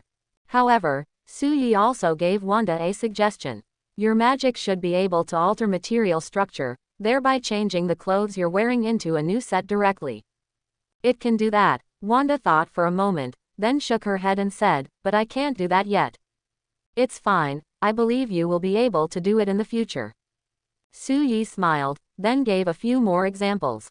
This world has long ceased to be a scientific world. I've also heard that the sorcerers at Kamar Taj can alter people's perception of themselves. That way, even if you run into someone you know while you're out, they might not necessarily notice it's you. But I don't know if this is mental magic or perception magic. Perhaps the witch can give it a try. After speaking, Su Yi also listed several daily magic spells. For example, using magic to clean up trash. Using magic to make clothes look brand new. Using magic to repair broken furniture, and so on. Su Yi knew some of these magic spells were definitely possible, while others he hadn't seen before. He just told Wanda about all of them anyway. After hearing Su Yi's words, Wanda's eyes truly lit up. Because Su Yi's words brought her a brand new understanding of magic. So, magic doesn't always have to be used for destruction. It can actually be used to change one's clothes. Even for cleaning, and so on. In that case, magic is just too amazing, isn't it? For a moment, Wanda had many new ideas and experiments for her magic. And she decided to try them as soon as she got back that night. Meanwhile, in the distance, Natasha was watching Su Yi and Wanda through binoculars. Then, she used a lip-reading device to translate the content of their conversation. This kind of observation work was something Natasha had done countless times. She was very skilled at it. However, after watching Su Yi and Wanda's conversation for a while, Natasha let her guard down regarding Su Yi. Because Natasha realized something. Su Yi wasn't just chatting and having afternoon tea with Wanda. He was counseling Wanda's mind through daily activities. Natasha could tell this. Magic, happiness, afternoon tea. From various signs and Wanda's smile, Natasha could see it. Wanda's mindset was indeed improving. And it was improving rapidly. After watching for a while, Natasha nodded in agreement. The best psychologist in the US, not bad tilde. Of course, Su Yi himself was countless times greater than what she had witnessed. In the coffee shop, after the things they ordered were served, Su Yi took the opportunity while chatting with Wanda to look around. His seemingly casual gaze passed by Natasha's eyes, and it felt as if they had made eye contact. But it also seemed like he had just glanced over. In the distance, Natasha's heart skipped a beat. It was as if you were sneaking into a women's bathhouse while invisible and suddenly got stared at. Of course, you wouldn't be invisible. And there are no women's bathhouses in reality. But that's the idea. Accident. Natasha looked at Su Yi intently through the binoculars. The two sides were so far apart, he shouldn't have been able to discover her. And after seeing Wanda beaming with joy at Su Yi's humorous words, Natasha finally relaxed. It was an accident. Actually, that wasn't the case. It was just that Su Yi didn't want to expose his super abilities in front of the superhero group too early. At the very least, he had to wait until he had either Gwen or Wanda. Ahem. This doesn't count as kidnapping. The coffee and dessert time that followed. Su Yi and Wanda had a very pleasant conversation. How pleasant was it? Because Wanda had spoken so much, her spirits were high, and added to her happiness. Her face had turned red from the chatting. Wanda only suddenly realized this after touching her own face. Was her face actually this hot? Wanda touched her face, wondering if she was being too proactive and enthusiastic. Because in front of Su Yi, Wanda was the one who proactively brought up many of the topics. For example, asking Su Yi what kind of life he liked. Su Yi replied, "I like a happy, stable, leisurely life." These were Su Yi's true feelings. He indeed liked a life of eating then sleeping, sleeping then playing, and eating then sleeping again after playing. Isn't that great? And Wanda, upon hearing this, replied very happily. We're the same. I also really like the kind of life you're talking about. This is simply the future I've dreamed of. After saying this, Wanda's face turned even redder. She didn't even know if she was blushing from shyness at discussing their future together in front of Su Yi. Or if it was just pure excitement. Forget it, it didn't matter. Her face was already red anyway. However, in the cafe, because Wanda had spoken too loudly just now, the people around them all looked over. Su Yi smiled at them as an apology. The people around them then turned back. Wanda looked back. Then she apologized to Suyi in a low voice. Sorry, I got too excited. It's fine, Suyi said, picking up a cup of coffee and taking a sip. It's good to speak your mind. Too many introverted and withdrawn people, or even those with depression, are like that because their inner thoughts have no outlet. Chatting is a channel to open the heart. Happiness is the medicine that heals all ailments. Wanda nodded in strong agreement. She felt more and more in sync with Suyi, and a sense of intimacy. Simply put, she liked him more and more. After talking for a long while, Wanda lowered her head and took a sip of coffee. Then she tasted it, and after checking that no one was around, she whispered to Suyi. I think the coffee here isn't as good as your milk tea. Suyi laughed when he heard this. Coffee is coffee, and milk tea is milk tea. The only thing they might have in common is that they both contain caffeine. But they are essentially two different things. It just depends on which one you prefer. However, Suyi thought for a moment and suddenly suggested. How about trying to mix some milk tea into the coffee? Quote exclamation mark question mark quote. Wanda's eyes widened. Is that okay? I've never tried it anyway. Suyi laughed, but you can give it a go. But I've finished my milk tea. But I haven't finished mine yet. As Suyi placed his milk tea on the table, Wanda didn't care where the milk tea came from. She first looked left and right. After confirming no one was paying attention, Wanda took Suyi's milk tea and poured it into her half-finished coffee cup. Then she immediately put the milk tea back. Then she picked up a spoon and stirred the coffee. Suyi took back the milk tea. Then he and Wanda both stared at her cup. Soon, Wanda put down the spoon she had used for stirring. Then she picked up the cup and took a taste. After tasting it, Wanda first made a humming sound. Then she pursed her lips and said, there's a bit of sweetness in the bitterness. And then it's bitter and sweet again in the throat. Suyi was taken aback. Isn't this just like the raw coconut lattes back home? You'll know once you taste it. Seeing the question mark on Suyi's face, Wanda placed the cup in Suyi's hand, gesturing for him to try it too. And she didn't even care that they were both drinking from the same cup. This cup, it's fine, just try it. Wanda held Suyi's hand, urging him to drink. Since she didn't care, Suyi picked up the cup and took a sip. He also made a humming sound, then nodded in agreement. It's like coffee with sugar water, bitter and sweet, but mostly still bitter. Right, Wanda blinked happily. Then she took back her own cup and drained it in one gulp. Suyi smiled when he saw this. To be honest, Wanda's behavior showed that she had completely let down her guard around him. If it were any ordinary girl, Suyi would have taken her to a bar for some drinks at this point. And then the two of them could have gone home to seal the deal. But with Wanda, he couldn't rush it. With today's progress, what was meant to happen would eventually happen. And so, the two of them chatted over coffee and desserts from 5:30 p.m. until past 8 p.m. And Wanda had been there since the afternoon. This meant they had spent at least 6 hours together today. They had also talked for over 6 hours. Seeing that it was late outside and they'd done enough for the day, and it was time to go home and play video games, Suyi decided to wrap things up. He called the waiter, settled the bill, and left a small tip. Then he stood up and spoke to Wanda. Let's go, Miss Witch. A fiery red car should be used to take a fiery red beauty home. Wanda stood up and looked down at her flat shoes. Then she looked up and sighed once more. Sue, you've made me regret wearing these clothes for the third time today. It doesn't matter, Suyi said, spreading his hands. Because I can see your inner beauty. Wanda let out an, oh tilde. She suddenly felt as if an arrow had pierced her heart. And that arrow was shot by Suyi. The night in New York City was brightly lit. The lights inside the skyscrapers were all on, incredibly bright, as if electricity were free.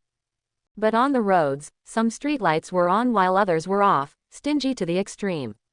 This was the contrast between capital and the common citizen. The fiery red Ferrari sped down the highway, fueled by Suyi's hard work. Wanda sat in the passenger seat, looking out the window. She opened the window slightly, letting the breeze brush against her cheeks. For some reason, Wanda didn't really want to go back to the Avengers base. In fact, as long as she didn't have to go there. The car could go anywhere. Anywhere but home. Su-yi, who was driving, could sense Wanda's state of mind. Her mindset was a bit like that of a rebellious girl. But the main issue was that she was starting to reject the influence the Avengers had on her. Think about it. With Su-yi, she was happily chatting, eating, drinking, and slacking off. But back at the base, she faced either verbal abuse from the internet or the oppressive pressure of Avengers missions. The Avengers had changed now. In the past, when superheroes went on missions, the citizens would cheer. But now, Wanda could clearly feel that many people's gazes were no longer right. It made her feel very uncomfortable. Su-yi could fully sense her mood right now. Because Wanda's emotions were very intense. Su-yi thought for a moment and asked while driving. I remember there's a 190-meter tall Ferris wheel in New York where you can overlook the whole city. It's on the way, do you want to go see it? Actually, it wasn't exactly on the way, it required a bit of a detour. But Wanda immediately perked up when she heard this. She instantly turned to look at Su-yi and nodded. Go. Hearing Wanda's eager tone, Su-yi smiled, switched to holding the steering wheel with both hands, and with a turn of the wheel, pulled directly onto the expressway. Hold on tight. Then he floored the gas. Roar tilde tilde tilde. The Ferrari's V12 engine emitted a deep, thundering growl, like the roar of a lion. Immediately, the entire crimson body of the car began to accelerate forward violently. The front of the car even lifted slightly because of the rapid acceleration. Both Su-yi and Wanda were pinned against their seats by the sudden surge of speed. This was the true feeling of being pushed back into the seat. Oh tilde tilde tilde. Wanda cried out in surprise, but it was quickly replaced by excitement. She would occasionally look at Su-yi's profile, then turn back to look at the road ahead. At this moment, Su-yi was also smiling as he accelerated, but it wasn't a gentle smile. It was a look of raw power and confidence. A few minutes later, the fiery red Ferrari exited the highway and headed toward the Ferris wheel. Inside the car, Wanda's chest was heaving up and down with excitement. Though her fullness was hidden under the oversized hoodie, one could still feel it was almost bursting out. That was amazing tilde. After catching her breath, Wanda looked at Su-yi with delight. That felt so good tilde. Well, Western girls were just that direct and open. It was normal for her to say such things so plainly. Especially in front of someone she had feelings for. Su-yi smiled and replied just as bluntly. This is the meaning of me driving this car. If you weren't in my passenger seat, Wanda, I wouldn't want to drive this car. Wanda covered her lips in surprise. Then she blinked and replied with a smile. I believe you, Su. Because you didn't intend to drive when you first came downstairs. Did you only take the initiative to drive over because you saw my predicament? I noticed that. So you're a good man. In the West, good man isn't a derogatory term. And Wanda was born in a small place like Sokovia. When she says, good man, it's definitely a compliment. Su-yi nodded happily in agreement after hearing this. You're right, Wanda. I, Su-yi, officially accept your praise. Hearing Su-yi's thick-skinned response, Wanda laughed in the car so hard she trembled like a swaying branch. As the Ferrari drove into the street, it had to slow down. The surrounding pedestrians began to stare at Su-yi's car again. Wanda knew the glass was one way, you could only see out from the inside. So she leaned against the window to watch the street scene outside. Just then, ah tilde tilde tilde, there's a monster, so many rats. Help me, save me. In an instant, Wanda turned her head and met Su-yi's gaze. Su-yi confirmed, something happened.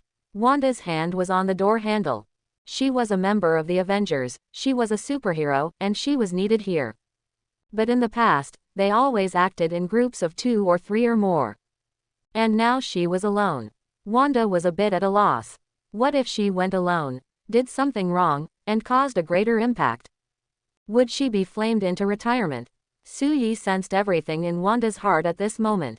Su-yi held the steering wheel with one hand, driving toward the source of the sound, while holding Wanda's hand with the other. Don't worry, I'll go with you to take a look. Wanda's eyes widened instantly upon hearing this. She said hurriedly, Su, you're just an ordinary person. It's fine. Su-yi parked the car by the roadside, then got out and opened Wanda's door, extending an inviting hand. You need positive public opinion to heal your psyche. Only positive influence can make a person's life better. I am your psychologist, and it is my responsibility to help you out of your psychological predicament. Trust me, and I trust you too. Watching the crowd fleeing in all directions, Wanda and Su-yi held hands, heading toward the direction the crowd was fleeing from. Wanda didn't know what was wrong with her at this moment. It was as if with a single, Wanda grabbed Su-yi's hand and got out of the car as if she were grasping onto hope itself.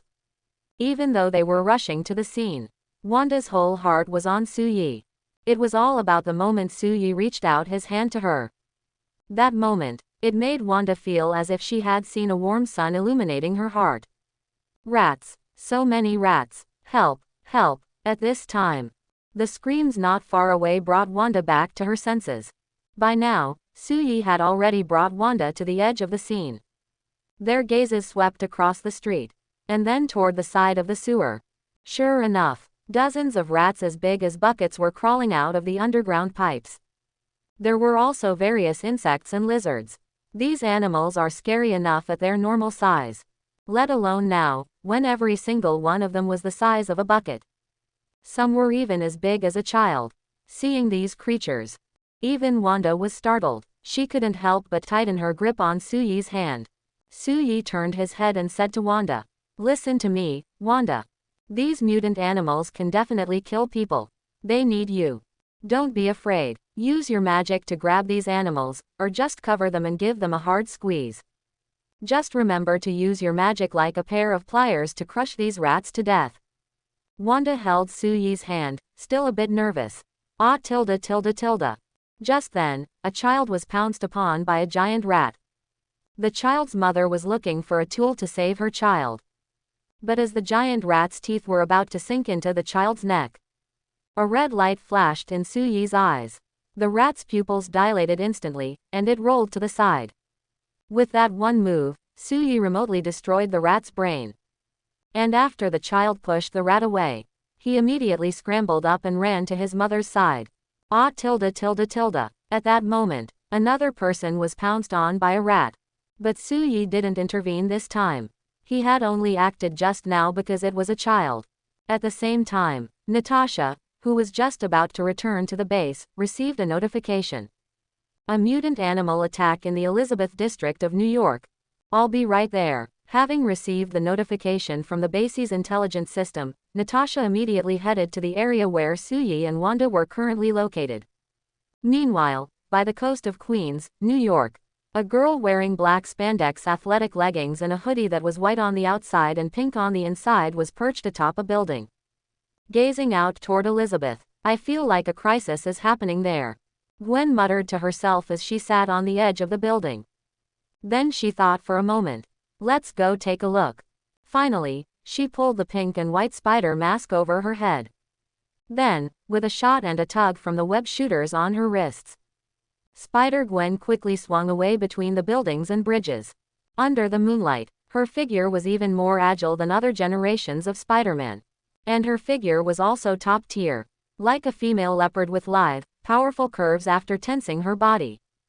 Elizabeth District. After seeing the crowd being attacked by the swarm of rats, Wanda also pulled herself together and wanted to try taking action. Su-yi caressed Wanda's cheek. Then, looking into Wanda's eyes, he encouraged her easily. "You can do it. Believe in yourself. Just beat up those rats. It's much simpler than saving people, believe me." Wanda nodded, then left Su-yi's side and took a few steps forward. These few steps were so conspicuous amidst the retreating crowd. Someone saw Wanda come out, but they didn't know who Wanda was. Immediately after, Wanda held out her hands, and her unique magic-using gestures appeared. And scarlet magic energy gathered in her hands. "It's the Scarlet Witch." At this, the crowd recognized Wanda. With those unique gestures and the special scarlet magic, everyone knew who she was. "It's her. Then should we keep running?" "Run. She'll accidentally hurt us." Hearing the words around her, Wanda's heart was slightly affected. She turned her head to look at Su-yi behind her. But Su-yi didn't move at all, still watching her from behind. And Su-yi even nodded, indicating that she could do it. "Keep going." Wanda nodded. Her hair drifted in the air with the power of the magic. As Wanda channeled the chaos magic in her hands, she waved her hands. The scarlet energy instantly seized a swarm of rats. And it even grabbed several at once. But what to do next? Wanda hesitated a bit. She turned her head back to look at Suyi again. Suyi didn't make a sound. He just held one hand up in the air and then clenched it hard. Wanda nodded in understanding. Then she turned back and mimicked Suyi, clenching her hand hard. Splat tilde tilde tilde. In an instant, the several rats in the air all exploded into blood mist and vanished. Under chaos magic, things like mutated rats weren't even a threat. Being turned into blood mist was already a mercy. They weren't completely obliterated, vanishing into the void. But Wanda also turned her head back excitedly and said in surprise, "Sue, I did it." Suyi gave her a thumbs up. But he smiled and still said helplessly, "Wanda, can you not look at me for a moment and deal with these mobs first?" Wanda nodded shyly. "I got it, Tilda." It was different once the Scarlet Witch took action. And compared to saving people, destruction was certainly easier for the power of chaos. Especially when the targets were mutated rats. Plus, with Suyi right behind her encouraging her. This gave Wanda a lot of confidence. Her hands danced, and scarlet chaos magic emerged around her. The energy field was very powerful. It was as if the air around her was moving without any wind. Wanda clenched her hand in the empty air. A burst of crimson energy immediately enveloped a swarm of rats.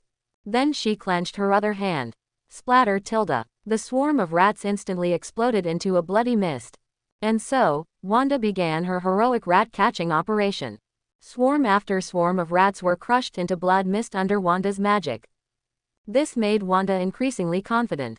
"Look, it's the Scarlet Witch. The Scarlet Witch saved us. The Scarlet Witch saved us." Wanda's actions quickly cleared out a section of the rat swarm.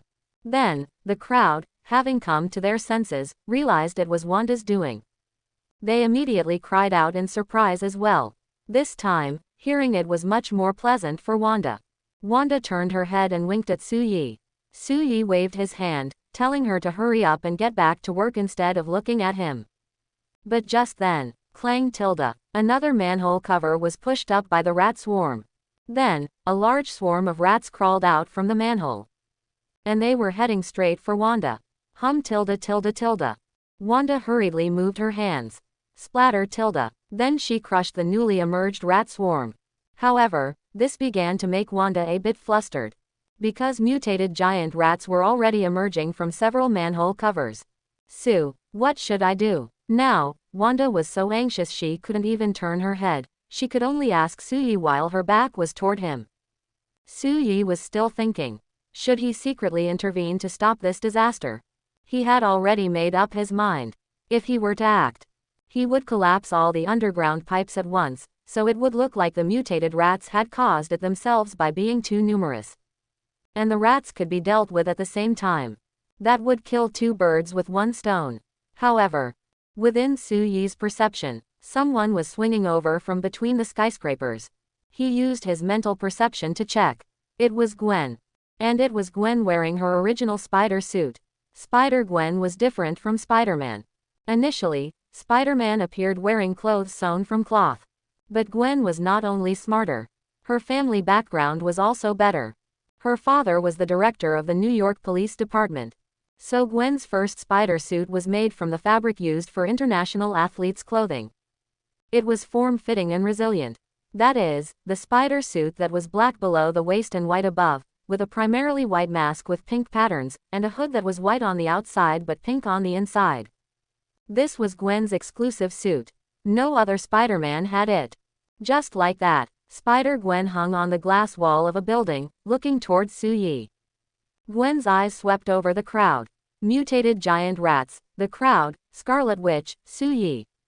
Wait, Suyi. Gwen was startled and immediately stared at Suyi. Only now did she realize that Suyi was standing right behind the Scarlet Witch, near the manhole where the mutated rats were appearing. Moreover, because there were too many rats, the Scarlet Witch was starting to find it difficult to hold on. If the Scarlet Witch couldn't hold on, what would happen to Suyi behind her? No, I have to help her.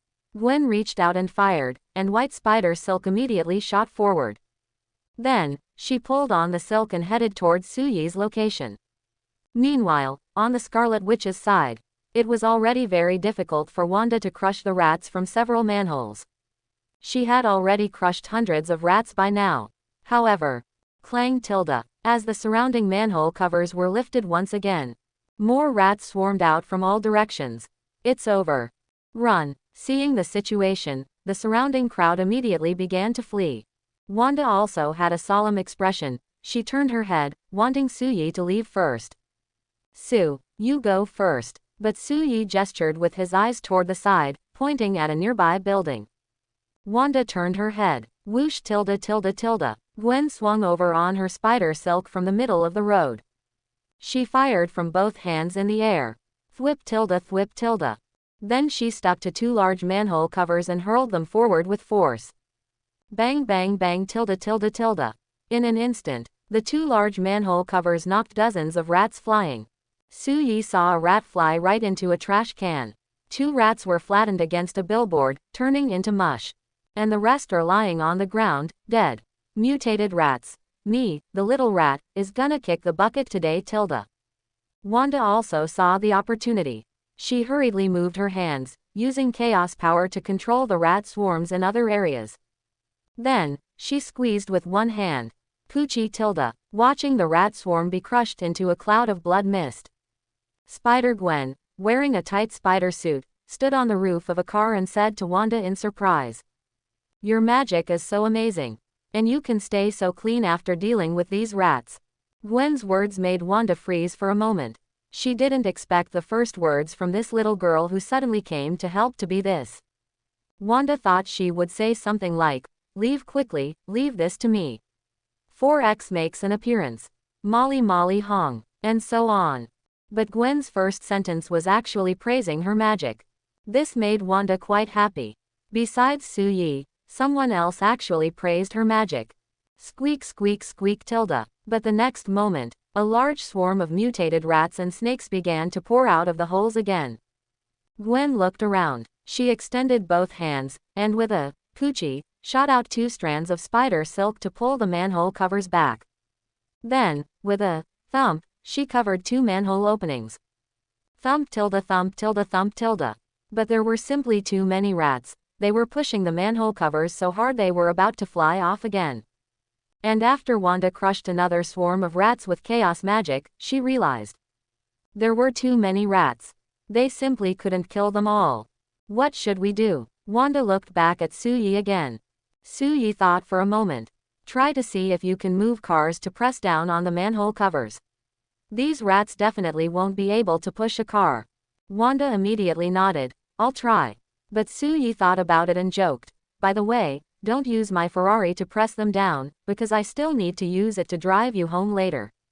Poochie tilde. Wanda couldn't help herself in this serious scene and burst into a happy laugh. She winked at Suyi twice and said, I will tilde. Immediately after, Wanda turned around, her hands waving with scarlet energy. Then she enveloped a nearby car and moved it onto the manhole cover Gwen had replaced to weigh it down. As expected, once the car, weighing tons, was pressed down, the swarm of mutated rats really couldn't get out. Well done. Gwen gave Suyi a thumbs up and praised him. Good idea. Suyi smiled beside Wanda. Then he asked with feigned confusion. Your voice. I feel like I've heard it somewhere. Do we know each other? Gwen immediately covered her mouth with her hand. Then she turned around, facing Suyi with her back. Then she replied in a slightly strange voice. No, I'm not, you've got the wrong person. Sure, this triple denial was practically a dead giveaway. But to fit the brainless plots of US TV shows, Suyi also pretended to have been mistaken and replied. Okay, looks like I was mistaken. For some reason. After Suyi said he was mistaken, Gwen immediately felt a sense of disappointment. She seemed to want Suyi to know her identity. Really? But the next moment, Suyi's voice came from behind her again. But I really think you're a lot like a girl I met not long ago. She's very beautiful, and her figure is very similar to yours. Even your voice just now sounded very similar. Gwen's body jolted instantly. She really wanted to turn around and ask, really? Or just say, Sue, that's me. But her reason kept her from doing so. Because the current situation was still unclear. Gwen wasn't sure what her abilities could actually do yet. Or if her abilities would bring her trouble. So, until things were settled, Gwen didn't want to involve Soo-yi in this. But once the matter of her spider powers was stable, Gwen promised she would definitely take the initiative to find Soo-yi. However, Soo-yi suddenly felt a sharp pain in his waist. He turned his head. Wanda was looking the other way, not at him. And there was no one else around him. Good grief. The previous one was a dead giveaway. Are you trying to hide something obvious? Why don't you two just get married right here? Anyway, same-gender marriage is allowed in the US, so you two should just get married now. Of course, it would be best if you could bring him along. Cough, cough, cough. All right, all right. Soo-yi clapped his hands, pulling both of their attention back to reality. He heard the police in the distance sounding their sirens as they rushed over. So, Soo-yi suggested, we can't keep going like this, but let's just weigh down the manhole covers for now. Then we'll wait for the police to arrive and guard these manhole covers. This matter requires more people. We don't have enough, so we can only contain it for now. Upon hearing Soo-yi's arrangement, the two superheroes, Wanda and Gwen, had no objections. X2. The two of them nodded. Then they began to cooperate. Gwen covered the manhole covers one by one. Then Wanda used chaos magic to move the cars over to weigh down the manhole covers. If any mutated rats ran out, Wanda would pinch them with one hand. With a puff, they were crushed into a bloody mist. After doing this quickly and efficiently, temporarily, all the manhole covers that were spawning mutated rats were weighed down. Wee woo, wee woo, wee woo. At this moment, the police cars came driving over with their sirens wailing. Gwen saw that one of the police cars was her father's. I have to go now. She waved to Soo-yi and Wanda, and immediately shot out a strand of spider silk and left. Goodbye. Wanda retracted her hands, panting with exhaustion. But after seeing that the problem around them had truly been solved, she suddenly turned around, hugged Soo-yi, and said, we did it. Soo-yi hadn't done anything on the side. And then he was suddenly embraced by her soft chest. Do you think this is a grievance? Of course not. It's actually quite happy. However, Soo-yi just patted Wanda's shoulder and whispered in her ear. All right, you are the Scarlet Witch, a superhero. This is something you can definitely do once you get serious. Stop hugging. People around us are taking pictures with their phones. If you keep hugging, the internet is going to spread rumors that one of the superheroes, the Scarlet Witch, is in love. After the incident was resolved, Soo-yi didn't expect Wanda to suddenly hug him. Then, he expected even less that, even after he said what he just did, Wanda didn't let go. Instead, she hugged him even tighter. Soo-yi was a bit stunned. However, immediately after, he sensed that Wanda's emotions were a bit off. It was a feeling of rebirth. Excitement, agitation, gratitude, and romantic feelings. Soo-yi first took Wanda to a secluded corner. Then he lowered his head and looked at Wanda, who was buried in his chest, and asked relaxedly. Wanda, you. Soo-yi hadn't finished speaking. Wanda looked up and pressed her lips onto his. Their heads pressed together, making a faint sound of water. Until the sirens of the police cars arrived nearby. In the pitch-black corner, the two of them broke apart with a gasp. Even though there was no light here, it seemed as if flames were burning in their eyes. Wanda was panting because she was a little short of breath. Soo-yi reached out to touch her face and wipe the corner of her mouth with his clothes. Then he whispered slowly, there is still a long time, there is still plenty of time in the future. We should go out now, Miss Witch. Wanda touched the large hand Soo-yi had placed on her cheek and nodded. Outside the street, following several police cars stopping at the scene of the incident, Agent Natasha and the New York Police Department Director, George Stacy, who was Gwen Stacy's father, got out of the car. Natasha walked to the side of several manhole covers. She looked at the surrounding corpses of mutated rats and the cars weighing down the manhole covers, and asked in confusion. Who solved this? Where are the people? George Stacy looked around. Then, along with a few police officers, he investigated the citizens at the scene. Then he returned and said to Natasha, Agent Romanoff, it was solved by a spider woman who can shoot spider silk and wears a tight suit, together with a lady who can use scarlet magic abilities. It is not yet clear who the spider woman is. But the lady using magic seems to be the Scarlet Witch among the superheroes. George's words made Natasha narrow her eyes. Scarlet Witch. Natasha had watched Su-Yi take Wanda home. Can going home lead her back here? And she actually resolved the matter with a strange super-powered individual. Was this still the Scarlet Witch they usually saw? While Natasha was lost in thought for a moment, Wanda and Su-Yi walked out from the side. Natasha, Wanda called out to her as she approached, the matter has been resolved, but the mutated rats are still under the manhole covers. Someone needs to handle them quickly. Natasha looked at Su-Yi, who had come out with Wanda. Then she nodded toward Wanda and said, I've already contacted agents and police to assist with this incident. However, I still need you to confirm the sequence of events. Wanda nodded, walked over to Natasha, and spoke to a police officer who had turned on his body camera. I had just arrived nearby in a car when I heard the panicked screams of the crowd, so I rushed over. Wanda recounted the events from beginning to end. However, to avoid involving Su-Yi, she didn't mention a single thing related to him throughout the entire account. Hearing this, Su-Yi nodded inwardly and gave Wanda a thumbs up. Then, as Wanda reached the end of her story, which was after Spider-Woman had left, she explained that she had gone nearby to check if there were any remaining mutated rats. Rather than going to a corner to make out with Su-Yi, wait, she didn't say that, that was Wanda's internal thought. Once the account of the incident was finished, George, Stacy and the police began doing their jobs. Natasha led Wanda to the side and asked directly, who was that Spider-Woman? Wanda shook her head. I don't know. Natasha. She joined in suddenly, Wanda explained. Halfway through the cleanup, the rats suddenly increased in number again. Then she joined the fray, and together we cleared out the mutated rats. Finally, seeing that the police cars were about to arrive, she shot out some webs and left. Hearing Wanda's explanation, Natasha nodded and speculated. Perhaps New York has gained another super-powered individual.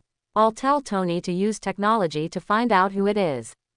Wanda nodded, but that was none of her business. At this moment, Wanda turned her head to look at Su-Yi nearby, then looked back at Natasha and said, Can I go now? Natasha looked at Wanda, then at Su-Yi, who was watching the scene from a short distance away. Finally, she said to Wanda, What happened today is no small matter. New York News has already reported on it. If possible, it would be best if you could stay and act with us. But I won't force you, Wanda. You can decide your own choice. Since Natasha had put it that way, Wanda knew something had happened, and it was better for a superhero to remain stable for the time being. So Wanda nodded disappointedly, looked at Su-Yi in the distance, and said to Natasha again, Then I'll go speak with Sue and come back in a moment. Natasha, no, you're a superhero, Wanda. Isn't this little girl state of yours a bit unlike a superhero, hey? After leaving Natasha, Wanda walked up to Su-Yi and said with a deliberate, regretful smile, Sue, we won't be able to see the Ferris wheel. Looking at the affectionate gaze in Wanda's eyes, Su-Yi could feel the anticipation and passion in her heart. If you didn't understand the meaning behind her words, then you didn't understand a woman's heart. So he shrugged nonchalantly. It's okay, I said there's plenty of time in the future. If not today, then tomorrow, if not tomorrow, then next week. As long as you come find me. Yes, you have to come find me. Su-Yi wasn't going to take the initiative to find Wanda. No matter how nice his words sounded, there was still a sense of priority. But Wanda didn't care about any of that. She had heard the answer she wanted. She could take the initiative to find Su-Yi. So Wanda blinked her charming eyes. After giving Su-Yi a few winks, she said, Then it's a deal, Tilda. I have to go back with Natasha to report on the mission now. See you another day, Tilda. After saying goodbye, Wanda turned and left, walking toward Natasha, who was looking over. Su-Yi watched Wanda's back, then nodded to Natasha, who was watching him. He turned and left. Returning to the Ferrari, he opened the supercar's door and pressed the ignition button. Vroom tilde tilde tilde. With the engine roaring, Su-yi drove away. Off to the side, Wanda and Natasha watched Su-yi leave together. Then Natasha spoke in a roundabout way. This gentleman seems quite nice. I heard that when facing the crisis, he insisted on staying by your side to support and encourage you. Now that Su-yi was gone, the smile on Wanda's face gradually faded. She hadn't even noticed the changes in herself, let alone her current state. Wanda just gave a monotonous hum in response.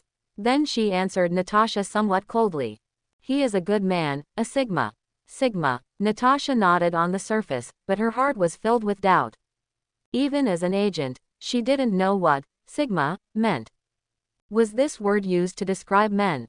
Finally, after Natasha and Wanda returned to the Avengers base, Natasha used an AI to look it up and find out. It was a new internet slang word from the US. Sigma refers to an independent, self-disciplined, excellent person who respects everyone. Initially, the term was used to describe lone wolves or shut-ins. But it gradually transformed into a word representing excellence. Its Chinese translation is Zijma. It's also the name of a symbol, an airy summation. Alright then, Natasha thought about it and grew curious. Just how much charm did that psychologist named Su-yi have? To have captured Wanda like this? Should she go take a look for herself? What was really going on? Meanwhile, it was now 10:30 p.m. At the scene where the mutated rats appeared. Although Gwen Stacy had swung away on her spider silk, she didn't go far, merely observing from the edge of a tall building to see what her old man was doing there. Under her gaze, George Stacy and an agent stepped out of the police car. Then, after investigating the surrounding crowd, Wanda and Su-yi also emerged from the side. Then everyone chatted for a bit. Finally, Su-yi left first, followed by Wanda and Natasha later. As for her father, after finishing his investigation, he arranged for officers to resolve the issues and sent people to guard the sewer entrance. Only then did he drive the police car home. Gwen saw her old man heading home. ****. She also immediately pulled on her spider silk to head home.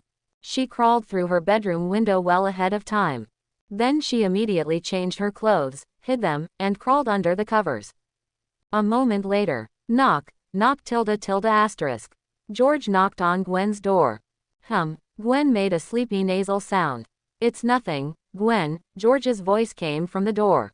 I just came to remind you not to forget your band performance tomorrow. After saying that, George left. Gwen sat up again.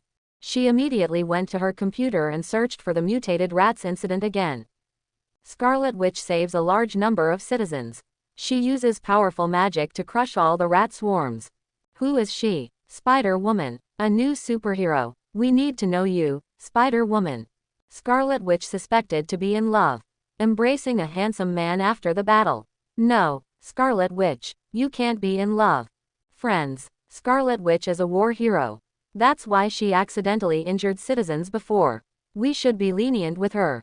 She can eliminate enemies, not like other superheroes who only accidentally damage our property. Wake up, everyone. This must be a performance by Scarlet Witch. This is fake. Don't believe it. Whoa .. Gwen exclaimed as she watched. She hadn't expected it either. A single mutated rats incident, and Scarlet Witch's online reputation actually reversed by half instantly. Was this Su-yi's contribution? Gwen thought about it. There was definitely a connection. But, Spider-Woman, Spider-Lady. Gwen tilted her delicate chin and thought for a moment, then shook her head. None of them sound good. You should call me Ghost Spider instead. Also inside the Avengers base. After recounting the entire incident to the other superheroes, and with everyone's approval, it was already 12 a.m. So Wanda went back to her room to rest first. In the meeting hall, Captain America, Hawkeye, Vision, Natasha, and Falcon watched Wanda leave. Natasha spoke first. It seems the psychologist's counseling has worked. Wanda acted independently and resolved this incident. Is that true? Captain America raised an eyebrow and looked at Natasha for confirmation. She took the initiative. Yes, Natasha nodded in confirmation. Faced with this performance, Captain America nodded in approval. Hawkeye also nodded in approval. Meanwhile, Vision and Falcon weren't familiar with Wanda at all at this point and only barely knew her. So they could only follow along and nod. It seems a psychologist is also very helpful for superheroes. Captain America smiled at everyone. If you guys need to, you can go see one too. Just find Tony for reimbursement, he has more money than he can spend. Just as he finished speaking, a projection opened in the conference room. No, no, no. If you want to use my money, you need to get my approval. Tony's figure appeared in the 3D projection. It was as if his Junran immortal were right here. And he conveniently retorted to Captain America. Captain America furrowed his brow and asked in return. Then have I received your approval, Tony? Hearing this, Tony thought for a moment, pouted, and replied. Maybe, I guess, that, I guess, made Captain America's expression turn serious instantly. But Tony shrugged indifferently and tapped the table, saying, all right, I didn't come here to flirt with you all. Let's talk business. According to Friday's analysis, thanks to Ms. Wanda's heroic performance, the online public's impression of the Avengers has improved by 26%. Furthermore, Wanda's approval rating jumped from 31% to 66% instantly, more than doubling. So what I want to say is, if you don't want the Avengers' reputation to rot both online and in the real world, then talk less and do more, and stop causing destruction to the city, understand? Learn from Ms. Wanda and only strike the targets. Use your heads more. Perhaps this was just Tony's personality. He was acting like a bit of a show-off when he said those things. This made Captain America very unhappy.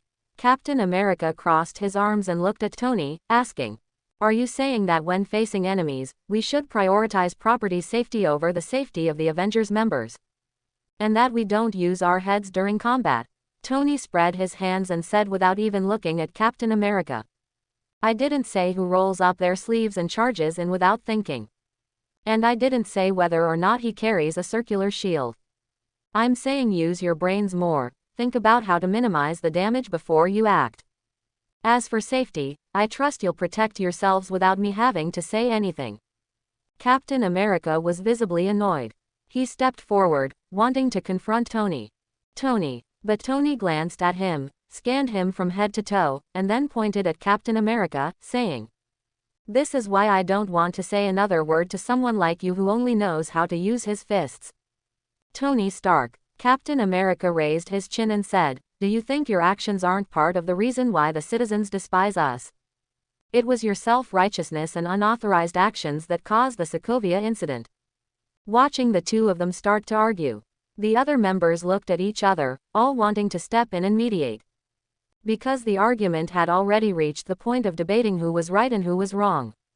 And a team shouldn't be divided by individual right or wrong. They only succeed together, fail together, are right together, or are wrong together. Right, you're right. But Tony immediately nodded at Captain America and replied. Then take your members and show us a good performance. Let's see if people can trust you again under the leadership of a World War II star like you. After saying that, Tony glanced at everyone. Then he simply turned off the 3D projection and left. A silence followed in the conference hall. Bang. Asterisk. After a long while, Captain America slammed his fist on the table. Dismissed. Go back and rest, and wait for the mission. Unlike the argument in the conference hall, after returning to her room, Wanda began searching for news about Su-Yi on the internet. But unfortunately, Su-Yi's name was only popular in high society circles. There was basically no information about him on the internet or among ordinary people. So Wanda looked him up and only found Su-Yi's titles and such. Things like, top-tier psychologist, ranked number 1 most handsome doctor, unknown big shot, and so on. However, this was enough for Wanda. She went through every piece of news about Su-Yi.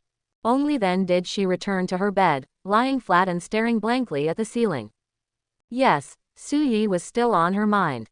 After all, in the story of her life before she met Su-Yi, hardly anything had been a good thing.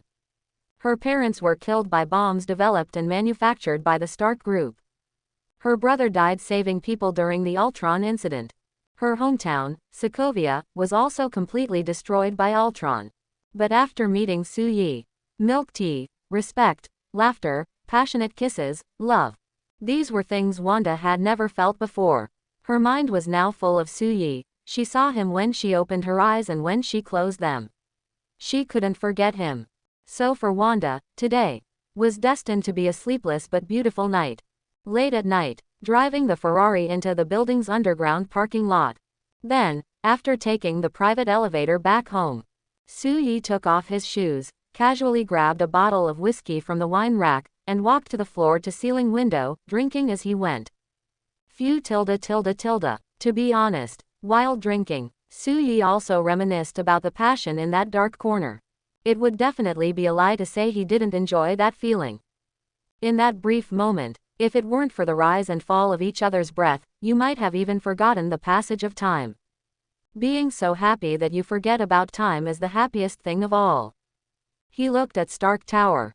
Then he looked at Osborne Tower. Suyi took another sip of whiskey and sighed with emotion. Heroes, wealth, power, ability, fame, which one makes a person the happiest? None of them. It's when all of these are just your bonuses that you are truly happy.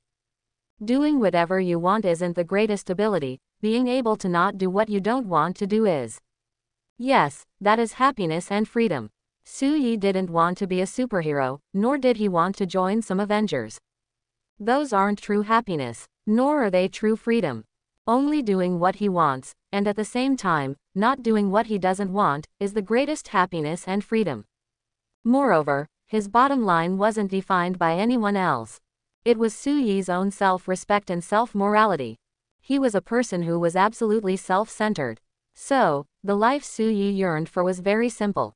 A steady, happy day of slacking off and fishing, plus the woman he liked. The next day, waiting until after 8 in the morning, Suyi woke up naturally on time, took a shower, and went to work. As a result, he had just sat down. Not long after. It was only 9:10 a.m. His door was opened by a surgeon. Suyi leaned back in his lounge chair, legs propped up on the desk, eyes fixed on the holographic TV beside him, and asked without turning his head. "It's 9:10. Don't tell me you're here to ask me to go to a party at this hour." "Of course not." Steven entered the room, quickly came to Suyi's side, looked at him, and said, "I saw the New York reports from yesterday. In one photo, you were standing with a superhero. You were at the scene of such a dangerous situation. You weren't hurt, were you?" Suyi nodded calmly. "Yes, I was there, but nothing happened. I slept soundly last night." Steven let out a long breath. "That's good." But the next moment, Steven took out his phone and showed Suyi a cropped image. "But what's the deal with this photo?" Suyi turned his head to look. "They even caught this." It was actually a photo of him and Wanda hugging. Sure enough, after one night, this scene had indeed been captured by someone. Now even Steven had seen it. Fortunately, the kissing afterwards happened in a small corner. Otherwise, Suyi would be wondering if he'd be cyberbullied by Scarlet Witch's fans right now. "Let me see." Suyi took Steven's phone and looked. In the photo, Wanda's girl-like state was very moving. She clearly had the body of a mature woman, but after throwing herself into Suyi's broad chest, she became like a delicate little bird. But the two's perfect physiques made them look like a match made in heaven. "Not bad, I'm very satisfied with how it was taken." Suyi nodded in appreciation, handed the phone back to Steven, and continued to ask, "Are there any other photos?" "No." Steven put away his phone. "The rest are just ordinary photos, nothing worth seeing. But my question is, how many days has it been? Has it even been a month?" "No, right. No wonder you don't like those ordinary girls, it turns out you like superheroes." Steven had a look of helplessness and wonder. It was as if he should have known Suyi's goal all along. Suyi really wanted to refute Steven. But after thinking about it, he realized. It seemed that as soon as he arrived in the Marvel Universe, he had set his sights on the girls. Put that way, Steven was actually right. He couldn't refute it. "Tisk, I'll give you that one." Suyi opened his mouth, thought for a moment, and then went back to watching TV. But Steven wasn't done. Recalling the recent outrageous legends, he said to Suyi again. "I think it's not just superheroes. In the future, it's possible you'll even take down those gods." "Gods? Ah, There really did seem to be some girls among the gods. Wait, now was not the time to think about this. No. Su-yi first cut off Steven's speculation. Then he shook his head and expressed, I don't have that many thoughts yet. I'm a person who goes with the flow, you know. If I meet a truly good girl, I won't let her go, but if I don't like someone, I just don't, and I won't have empty fantasies about whoever. After finishing, Su-yi patted Steven's shoulder and said, As for you, how is it going with Christine? The moment he heard Su-yi mention Christine, Steven's expression instantly became subtle. Because he didn't know what the situation was between him and Christine either. This kind of gap, where they were more than friends but not quite lovers, breaking through it seemed simple, but it was also very difficult. Like in Japanese anime, how many people get stuck between this thin veil of paper for their whole lives? Coincidentally, Steven is just like that. In Doctor Strange 2, Steven regretted an entire lifetime because of Christine. Seeing the constipated look on Steven's face, Su-yi knew that this matter definitely didn't have a clue yet. Of course, he doesn't act as a matchmaker, nor does he act as a best friend to certain girls. So he just said indifferently, some things cannot be explained clearly by just talking. Some things won't be understood unless you experience them. So I will only give you one piece of advice. I would rather make a mistake than do nothing at all. The meaning of this sentence itself is quite positive. But it can also be applied to matters of love.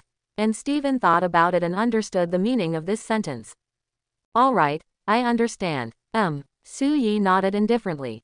And then the matter was over. This wasn't his love life, after all. And as for love, Su-yi never actively pursues it. He just quietly waits for the right moment. Don't ask why. Because screw love. Next, after Steven confirmed that Su-yi wasn't injured last night, he prepared to leave first. After all, he is a top-tier surgeon. Steven basically performs major surgeries every day. So he doesn't have much free time, and he can't come to hang out with Su-yi every day. Steven checked the time on his watch and then said to Su-yi, I have a surgery at noon, so I have to leave first. Goodbye. Su-yi also waved to Steven. But just at this moment, clatter tilde, as the office door was opened completely. A man wearing a small suit, a high-tech watch, sunglasses, and a small mustache appeared outside the door and asked, Are you guys doing psychological counseling? Should I wait outside, go home and wait for news, or can I pay to cut the line? Hearing these two roguish, handsome voices appear, Su-yi didn't even need to look to know who it was. Tony Stark, Iron Man. Steven also realized that this person was Iron Man among the superheroes. Strictly speaking, before Tony became Iron Man, Steven and Tony had met before, they just didn't know each other. No. Hearing the words Iron Man, Tony waved his hand and shook his head. I'm not wearing my armor, so I am Tony Stark, not the superhero Iron Man. Although it means the same thing, I hope I can chat with you as a normal person. Sure enough, even if Tony spoke in a normal way, Su-yi and Steven still felt that the other guy was a bit flashy. Yes, exactly, flashy. Tony's way of speaking is just a bit nonchalant, which makes you feel uncomfortable if you are serious. But fortunately, Su-yi and Steven are not very serious people. Steven might be after he becomes the Sorcerer Supreme. But Su-yi will never be. Alright, Mr. Stark. Su-yi gestured for Tony to come in. We are just chatting, you can come in. But what I didn't expect is that I just saw one superhero yesterday, and today I get to see another one. How should I put it? Deeply honored. Although he said that, Su-yi only prepared a chair for Tony. Then he thought about it. Better add a bottle of milk tea for each person. Tony looked at the milk tea on the table but didn't drink it at first, because Friday in his glasses was analyzing this cup of milk tea. So Tony adjusted his clothes first and asked, Actually, I've had your business card for a long time. But I didn't expect to meet you only today. But I want to ask, counting me now, how many superheroes do you know? That's simple. Wanda from yesterday, Tony right now, and Banner from before. Just these three. So Su-yi took out that photo of him and hulked to show Tony. 3, and also Bruce Banner. Wow. Tony picked up the photo of Su-Yi and Hulk and looked at it carefully. This is a great photo, I've never had a photo like this with Hulk. Alright, mostly because I didn't dare to. I'm a normal person, and you're a normal person, but you managed to do it. On the other side, after seeing that Su-Yi also knew another superhero, Steven was stunned. You actually know another one. How did you quietly get to know so many superheroes? And Su-Yi sensed his thoughts. So he shrugged at Steven. He was a client first, then became a friend. On the other side, after Tony put down the photo, he looked at Su-Yi, then looked at Steven and said, "The best psychologist in the entire United States. The top-tier surgeon in the entire United States. I should have met you both sooner. That way, I wouldn't have suffered from such severe anxiety in the past, nor would I have had those shrapnel in my heart that forced my rebirth." Tony said this. Su-Yi and Steven exchanged a look. It really was true. The two issues Tony suffered from in the past, the two of them really could solve them. However, after Su-Yi picked up his milk tea and took a sip, he replied, "And what about now? I can sense that in your motivation for coming to see me. 20% is for Bruce Banner, 20% is for the Avengers, 20% is for yourself, and 40% is out of curiosity." Amidst Tony's surprised gaze, Su-Yi spat out the last two words. Right, in Tony's constricted pupils, Su-Yi said words that shocked Tony to his core. After hearing these words, Tony straightened up, smoothed out his clothes, and then reached out to Su-Yi. "Tony Stark, it seems I overestimated my own heart." Su-Yi smiled and extended his hand as well. Su-Yi, a psychologist with a bit of character. Well, character. At the same time, since Steven would eventually become the Sorcerer Supreme anyway, Su-Yi decided to have everyone introduce themselves. Steven Strange, a surgeon. Just like that, after everyone finished introducing themselves, Steven knew that Tony Stark's main purpose was to find Su-Yi. It had nothing to do with him, and the time for his surgery was approaching. So, Steven took his leave first. "I have a surgery at noon, I must get going." Su-Yi nodded. "Safe travels." Tony also waved his hand and said, "Then I wish you a successful surgery, doctor." Just like that, Steven left. Su-Yi and Tony's business officially began. However, Su-Yi didn't mention the price to Tony. There was no need. This guy is loaded. Of course, he wouldn't intentionally inflate the price to rip him off.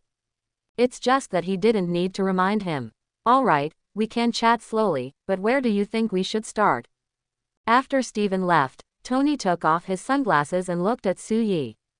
Su-Yi took a sip of milk tea and said simply, "Let's start from the order we just mentioned. First point, Bruce Banner." Tony nodded, signaling Su-Yi to continue.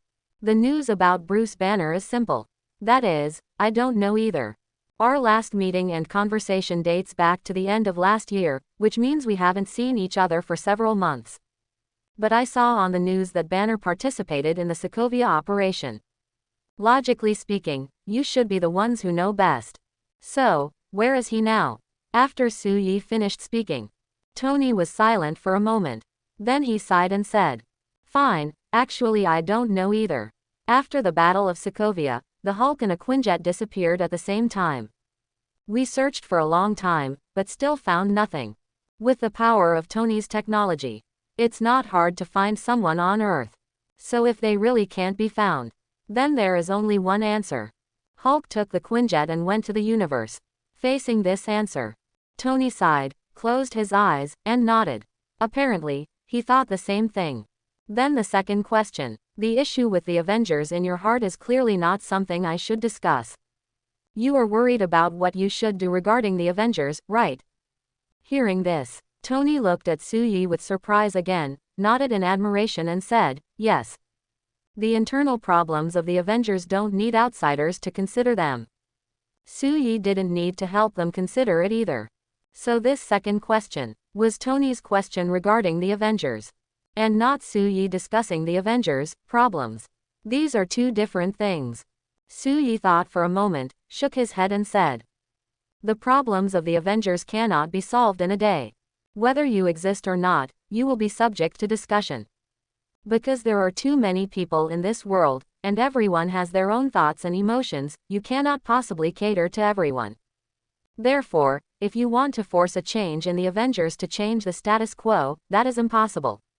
You can only go with the flow, wait for the right moment, and then make your move to change things. And this requires waiting and accumulating strength. Su-yi is a psychologist. But he is not the kind of psychologist who just speaks empty words. Psychological problems are basically all caused by dilemmas in reality. Therefore, being able to help solve real-life dilemmas is the best medicine for psychological counseling. Tony put on his sunglasses and thought for a moment. At the same time, Friday was also helping Tony with calculations.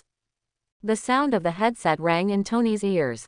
Sir, through analysis, the probability that the Avengers can change the status quo immediately is 0.16%. According to Dr. Suss guidance, now the less you do, the fewer mistakes you make. The more you do, the more mistakes you make. If you don't do anything, you won't make any mistakes. Sir, it means you need to continue upgrading the armor until there is an opportunity to change. Friday's voice is actually quite cold. And the data and answers it analyzed are even more realistic. It directly told Tony not to act rashly.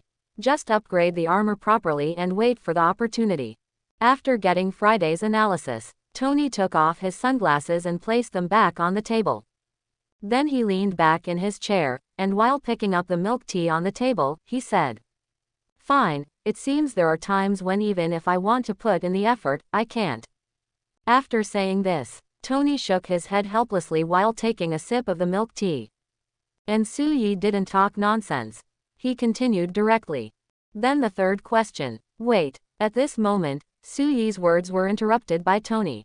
At this moment, Tony was staring wide-eyed at the milk tea, then took another sip before saying to Su-yi, "What is this called? Milk tea, right? Do you have the recipe? Or are you selling it? I have the confidence to make it replace 30% of the US total coffee market share within a year." Su-yi, Tony, you guy. Tony was indeed a businessman in the past. The two were chatting well. As soon as he drank the milk tea, he could immediately think of the profits it could bring. And when Wanda and Gwen drank it, they just thought it was exceptionally delicious. They didn't think at all about how to use it to make money or how much money to make. Of course, Tony actually looks down on the money earned from this milk tea. Even if this milk tea could bring in hundreds of millions of US dollars in revenue. But compared to Tony's cold fusion clean energy, what are a few $100 million? He doesn't even know how many times more a box of arc reactors can earn compared to the total value produced by this milk tea. So Tony's thought is, this milk tea is so delicious. If only I could drink it every day. Just like the burger stand under Stark Tower. Do you think it's a mobile stall? No, because Tony loves eating it. So the stall owner also knows it's worth more than gold. However, Su-yi thought about it. If he could spread the milk tea across the US, and squeeze the living space of coffee, and see upper class people in the US holding milk tea instead of coffee. That actually sounds quite fun. Thinking about it this way. His own milk tea recipe doesn't have any magical effects. It's just delicious. There's nothing worth keeping secret. So Su-yi nodded, opened the drawer, took out the milk tea recipe, and threw it to Tony, saying, "Take it, I'll take 30% of the profits, I don't care about the rest." Tony took the milk tea recipe. Then he put on his sunglasses to scan it, and then tucked the recipe into his clothes. No problem. Tony doesn't care how much money this milk tea can make, as long as it doesn't lose money.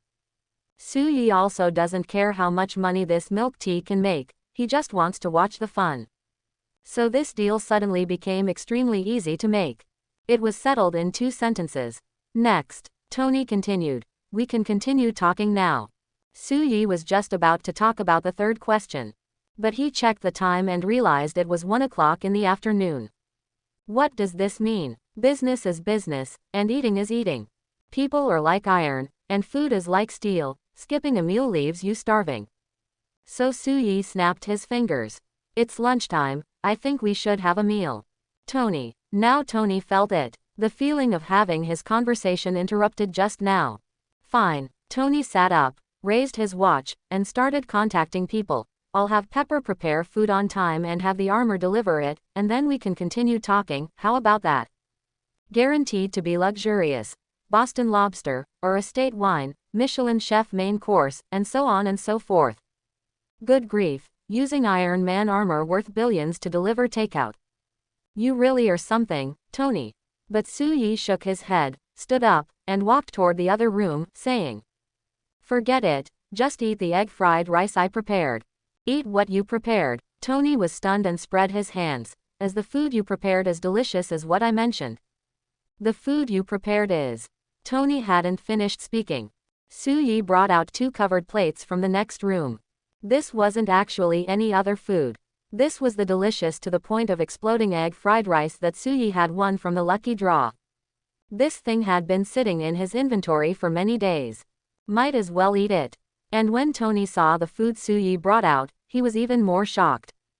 "Su, you're not eating the luxury food. You're making me eat instant food with you." It was no wonder Tony thought the egg fried rice was instant food. After all, it was brought out so quickly. And Su-Yi wasn't eating the good stuff he had. Instead, he wanted Tony to eat this with him. This was the part Tony couldn't understand.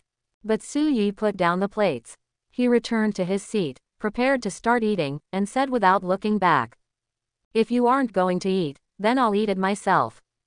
Tony looked at the egg fried rice in front of him. Eventually, he sat down as if resigning himself to his fate. "Then let me, Tony Stark, see how it actually tastes. If it's not good, I'll buy this building of yours and then raise your rent." After saying that, Su-Yi and Tony picked up their cutlery and started eating. This egg fried rice looked plain and ordinary, but it seemed as if magic had been cast inside it. As the rice grains coated in egg entered his mouth, a sense of satisfaction and an explosive texture instantly swept over his brain. It was as if instinct would force you to stuff your mouth full of this egg fried rice. However, Su-Yi was, of course, eating it bite by bite. Gulp tilde. But the next moment, he heard something. Why is someone wolfing down their food? Who is it? It couldn't be Tony Stark, could it? No way, right? Su-Yi turned his head and saw Tony shoveling the egg fried rice with his cutlery, his face almost buried in the plate. There was no image to speak of. How is this like a superhero and a billionaire? Su-Yi smiled and turned back to continue eating. But less than a minute later, he saw Tony wipe his mouth with the sleeve of his suit, which cost tens of thousands of dollars.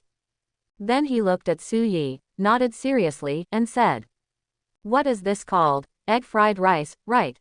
Do you have the recipe? Or are you selling it?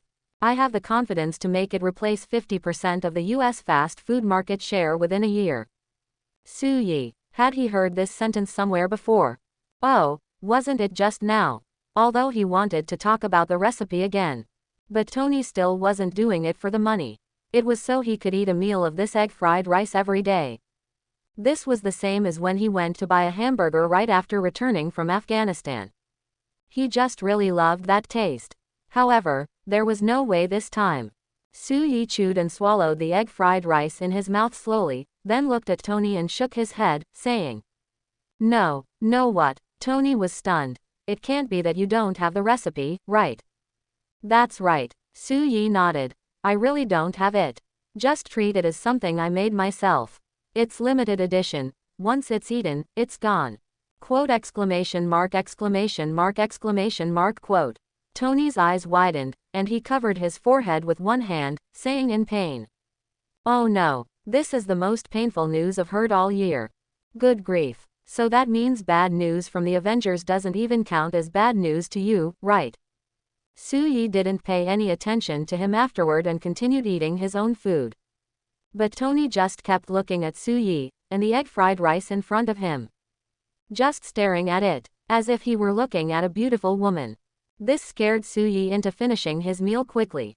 He was afraid Tony would say, "Give me what you have left." But the next moment, Tony savored the aftertaste and said again, "All right, listen to me, Su. Do you have any more egg fried rice, like the one from just now? I want to eat another plate. How about $10,000 per plate?" Su-Yi finished eating, cleaned up the plates, and set them aside. Then he picked up a tissue from the table, wiped his mouth, and shook his head, saying, "We'll talk about it next time. It's already afternoon, and I have 3.5 hours until I get off work. Time is tight, let's get to business first." Hearing this, Tony sighed sadly. The egg fried rice is gone. My egg fried rice. How can that stuff taste even better than the burgers at the door? Will I lose my appetite for burgers after eating that egg fried rice? Probably not, right? Just like that. In Tony's devil may care yet responsible state, Suyi helped him work through the last two issues, which were the 20% for himself, and 40% out of curiosity. Of course, as the final question, it was actually the easiest one for Suyi to counsel him on. The third one was for himself. What's there to discuss deeply about that? Suyi just said one sentence. Eat well and sleep well, strive for progress, either die after spending all your money, or die without regrets, any other way to die isn't worth it. Tony listened. He seemed to have grasped it. Because this logic was the same as the approach to the Avengers. You can't rush it. If you want a person or a group to change immediately, unless something earth-shattering happens, it's best not to waste the effort. So Tony seemed to have understood. He nodded and said he was ready to go back and properly research and upgrade his armor to deal with the threats that might arise in the future. That's more like it. Finally, the fourth question, which was Tony's curiosity about Suyi. This was the question Suyi resolved the fastest. After all, there was nothing to say, and besides, Suyi didn't intend to tell Tony anything. And as he had said before, he was just an ordinary, slightly unique psychologist. All right then. After listening to Suyi's counseling, Tony straightened his suit, stood up, and reached out to express his gratitude. Regardless, your words have made my mind feel much more relaxed. You might not know this, but I had an argument with Captain last night. Yeah, that rigid old fossil from World War II. It put me under a lot of mental stress, and at the same time, I really hate him. But from you, I think I know what to do now. Hearing Tony's response, Suyi also nodded with satisfaction. However, noticing that the hand Tony extended was the same one he had used to wipe his mouth, Suyi only extended his opposite hand. Tony realized, coughed, and switched hands to shake Suyi's. Finally, he put on his sunglasses. With an incomparably confident posture, he walked to the door, opened it, and bid farewell. The money for the counseling will be transferred to your account in a moment. But before that, Tony scanned the room and looked at the refrigerator in the corner behind Suyi. There was iced milk tea inside. So, Tony went to the refrigerator, opened it, swiped 2 bottles of milk tea, and explained as he ran away. You know, I'm very considerate of my employees. So 1 bottle is for my assistant Pepper, and 1 is for my driver Happy. It's not that I want to drink 2 more bottles. After saying that, Tony pressed the handle, hooked the door open with his foot, and slipped out, saying, "That's it, goodbye." Suyi. He really couldn't understand. Why could a superhero be so neurotic in reality? And one moment he was very serious, the next he was incredibly neurotic. Alright, perhaps that is the charm of Tony Stark. After Tony left, a 6-figure sum in US dollars immediately arrived in Suyi's account. Actually, Suyi's counseling wasn't that expensive, but as long as Tony was happy, that was fine. Suyi checked the time, 4:45 p.m. He could clock out soon. Getting off work is such a wonderful thing. Just think about it. After work, you have nothing to do. You just need to eat, play, and sleep. But that's on the condition that no one bothers you in the final moments before you leave. And Suyi wasn't that lucky. Tony had only been gone for 15 minutes. Creak tilde, accompanied by the wooden door being slowly pushed open, Gwen, carrying a cyan backpack with 2 drumsticks sticking out, poked just her head in and looked at Suyi. Suyi was amused by her little peek. "Gwen, please don't tell me you're here to counsel me again." Gwen shook her head. "I'm not here to counsel today. I'm here to invite you to our band's music performance this afternoon." A music performance. That's right, Gwen is still a drummer now. So, Gwen invited him a bit shyly. "Sue, would you like to come?" Facing the young girl's shy invitation. This was equivalent to the band sounding the charge. "I can go, but, Gwen felt a little nervous all of a sudden. "But you have to wait for me to get off work." Su-yi looked at his watch and smiled at Gwen. Less than 10 minutes left. Gwen breathed a sigh of relief. At the same time, realizing she had been teased, she rolled her eyes at Su-yi. The young girl's eye roll had a certain charm. Su-yi first went to the refrigerator to get some chilled milk tea, giving 1 cup to Gwen and 1 for himself. Then he tidied up his things. When the time hit 5 in the afternoon. Click tilde. Lock the door. Clock in. Clock in successful. Obtained. Phoenix Force Fragment X3. Hearing the clock in reward. Closing the door, Su-yi showed no change in expression, but inside, he was already thinking rapidly. When he first clocked in, he only obtained 1 fragment. But now, he had signed in and received 3 fragments at once. Why? Was it because he was closer to the universe timeline, or closer to the protagonists of the universe timeline? That's beside the point for now. There was another question. Exactly how many Phoenix Force fragments were there now? Su-yi knew. In its omnipotent state, the Phoenix Force could even reach the single universe level, or even approach the omnipotent universe level. It could go head-to-head with the living tribunal. But the Phoenix Force in fragment form was very vague. First of all, exactly how many fragments was it divided into? Su-yi felt the changes within his body. After the 3 new fragments were absorbed, Su-yi instantly used purification to eliminate the residual Phoenix will within the fragments. Then he felt the changes.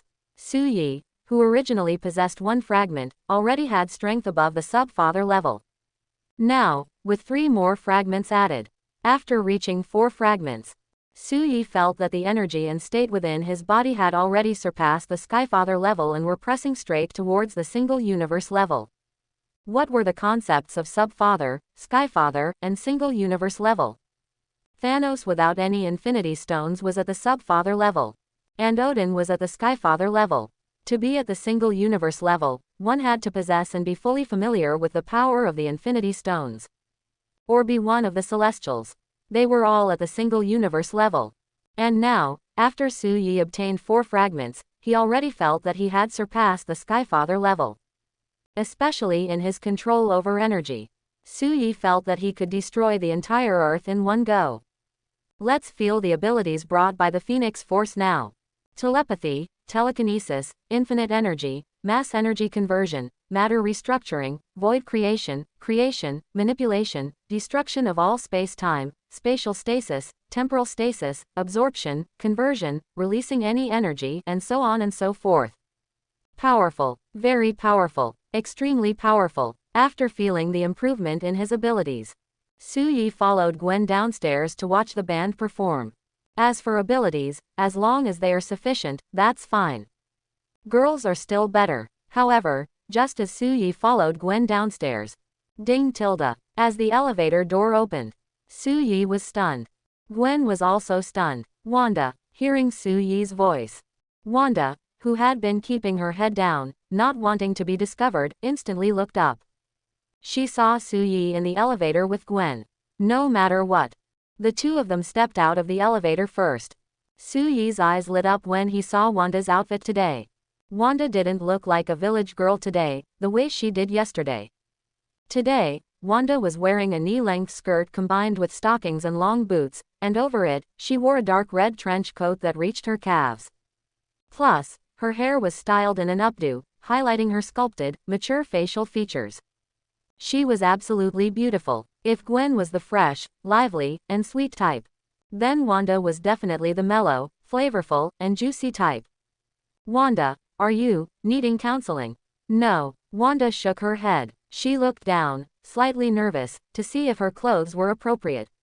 Then she checked the time and said, I know you get off work at 5, so I wanted to come find you, to finish watching the Ferris wheel from last night. When she said this, Wanda exuded a mature charm, making one really want to take a big bite. As for Gwen next to Su-yi, hey, just a little girl. Thanks for watching my video. Please like and share it.